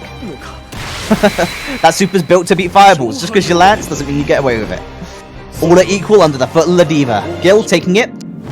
Having another rematch. Are we going to see the, what do people call it? The double jeopardy? When someone loses to someone in winners and then comes through losers and beats them twice in, We call it run back. Well, yeah, it's a run back, but I believe it's called double jeopardy. But regardless, seeing Gil with the opportunity to get the run back against Rickster. It's a hard matchup. Gil believes it to be 8-2, so... Coming in with the weird Englishman references. What the fuck? Oh, yeah, I see? thought No. no. It's called double jeopardy. I'm right, let's go. Fighting game terms, let's go. But yeah, if Gil genuinely believes this matchup is 8-2, that means he has to win an 8-2 matchup 6 times before Rickster wins that 8-2 matchup 3 times. It's gonna be rough.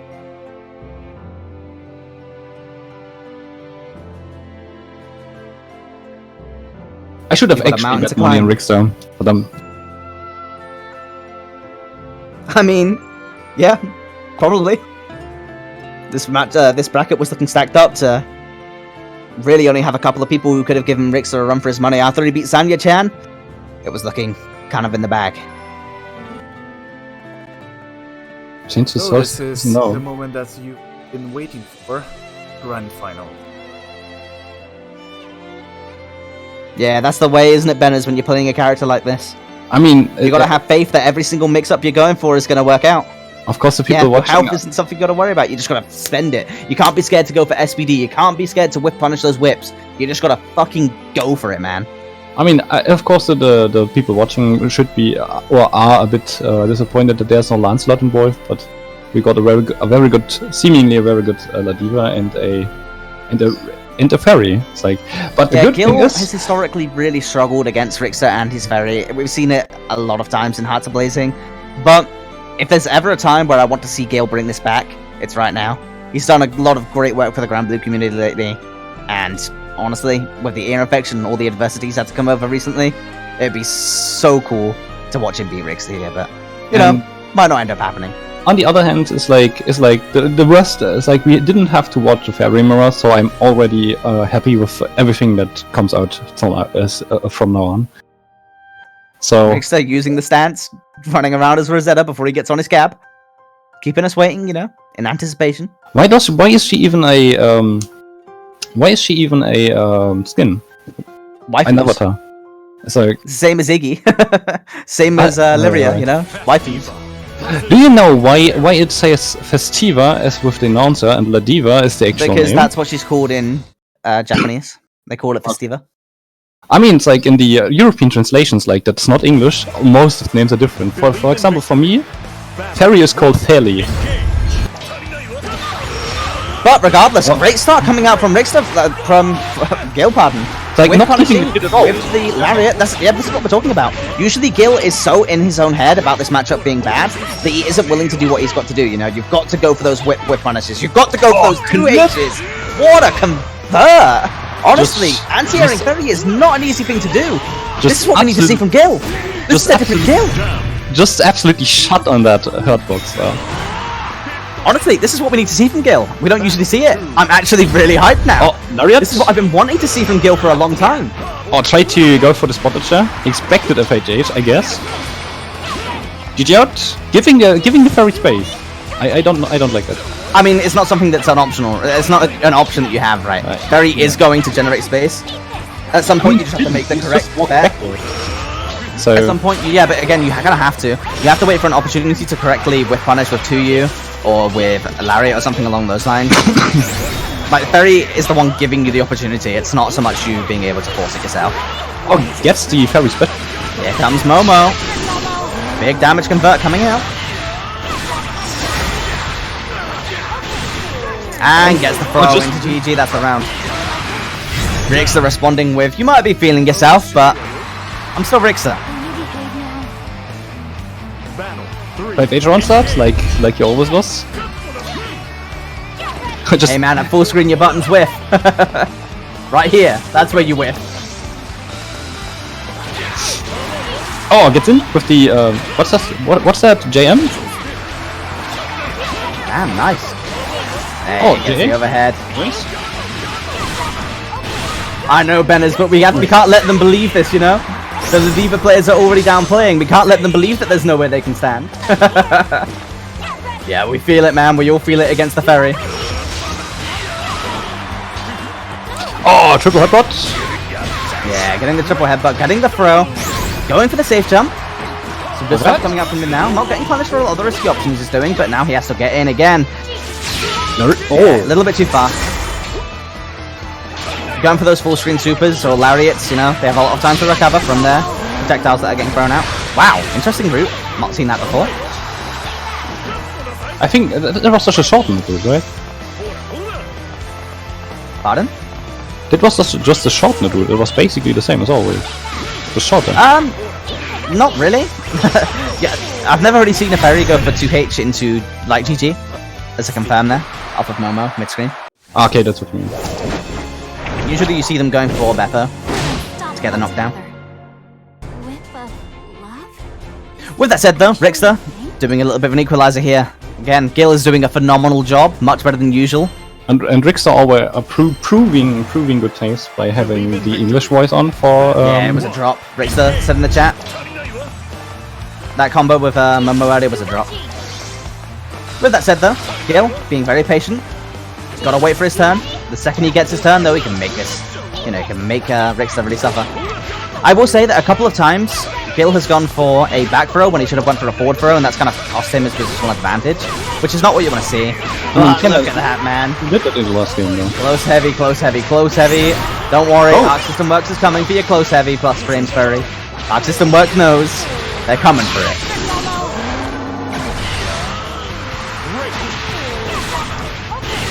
Nice, gets the knockdown. Oh no, electing to go for the reset. Ends up getting hit by 2 users result, and now you're getting back thrown into the corner. This is exactly what you want to see coming out.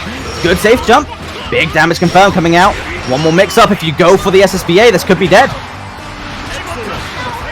Oh, wow. No, not quite. That was close. After the jump in, there was a little bit of a scramble, but Rickster bringing it back. That was very close to being a stolen round from Gil. If we just saw that SSBA, that would have been a clip and a half, man. Oh! Oh, nice spot dodge on the 5H there. Nice, good jumping. Punishing the whiff JH there. No, the 5H button. Both of them whipping throw though. Spot dodge is the close heavy, but this is not what you want to be. You're getting absolutely smothered by Fairy right now. That's not the life. Hit by the frame trap, close heavy into. Yeah, and you're keeping him up there. Oh wow! He doesn't end up air recovering. Wow, that was interesting. So he air recovered, so he didn't actually end up on GG, which was probably not. I think what it was the timing problem with the last 5H. Yeah, I mean, Fairy she sets up should've. lots of very interesting situations, right? She gets a lot of stray hits that are pretty hard to confirm off of. And sets up a lot of like you see clips every day of Fairy breaking the game, literally breaking the game. She's the most bugged character in the game sometimes, honestly. I mean, it looked like if the last 5H would have come later, that actually he would have actually landed in GG. Or as we call him correctly, George. That said, though, Gil coming into the chat saying he's calm, but he knows he can't win this matchup. That's not the attitude you gotta have, man. You gotta believe. Just lariat, do it. Yeah, just lariat. Just get in. Just win. Show us the first round again. That said, though, he is locked into now. He has to take this win, otherwise he's out of the tournament. Rickster at tournament point right now. Oh, actually jumps into the GG. Hit by the low, goes low again, resets it. Now you're taking the conversion. We have EXGG, but going for the light GG. Keeping him in there. Now you're going to get the anime mix-up. Ah, that's a really sloppy mix-up. Not what you're looking for. I think he wanted the comic kick to be lower, so he's actually dropped, but he didn't. Oh, okay. I rarely see Fairies do 5U. Hey, so again, you gotta do it, man. 5H. If you get the hit, you're a genius. If you don't, you're a clown. But with that said, rolling onto the GG, getting hit by the far heavy. We're now at 20 point. Rolled through the whole thing. Not when GG's active, because it has a low hitting hurtbox. Okay. Hitbox, pardon. And obviously there's a hurtbox on the bottom of border. Oh, kicks into it. Okay. Not to mention that GG's very active. Gets the knockdown into the corner, going straight up the close heavy, knowing that Gil's being very respectful so he can get away with a lot of them. But when that said, gets 2U'd, now gets back thrown, and this is exactly what we want to see. We saw this before. Can he finish the plate though? Getting mashed out. Side switches. Nice. Yeah, he did the safe side switch there. He was blocking so that he didn't get hit by SBA. And then he goes for the jump, takes the safe side switch, runs his way out of the corner. And now Gil has to play neutral again, not what you want to be. And you get hit by the air unblockable because you jumped onto GG. And this could be it if he gets a good conversion. Yep, there you go. Gets, okay. Hold on. Rickster finishing the plate. 3-0 and the 4th tournament win in a row. Well, not in a row, but the 4th tournament win overall for Rickster. Taking Gibbs' event this week and now taking Hearts of Blazing. Well, Hearts of Chaos, actually, yeah. And, I just wanted to say. you know, We have a new brand. Rickster's showing that he's... Rickster's showing that he's no joke. He's ready to take every tournament that EU has to offer. Next up is going to be the Red Bull event tomorrow. The Red Bull event tomorrow. Let's see if Rickster can win that and take home £100. We'll see Yeah, how he very good show does from that. both players. Hick, you're completely right. Gil, that was some of the best Ladiva I've seen from you, like, ever. Not just that match, but throughout most of the tournament. You've been playing really well. Great showing. Great showing from a lot of other players as well, such as Benners. We had a lot of powerful players in this event, lots of attendance in general, and it's been a pleasure. Thank you to Kilobyte for hosting the stream for us. Yeah, and for helping out with the before brackets. we wrap this up, we are going to get to results. I already have them filed. So, these are results for Hearts are Chaos. So, honorable mention from... Was it 7? You don't wanna like count them all up, right? It's 47. Oh, I was actually... Oh, yeah, hold on.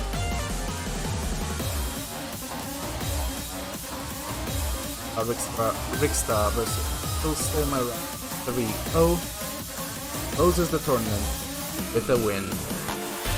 Congratulations. Did you ice Lord Venom?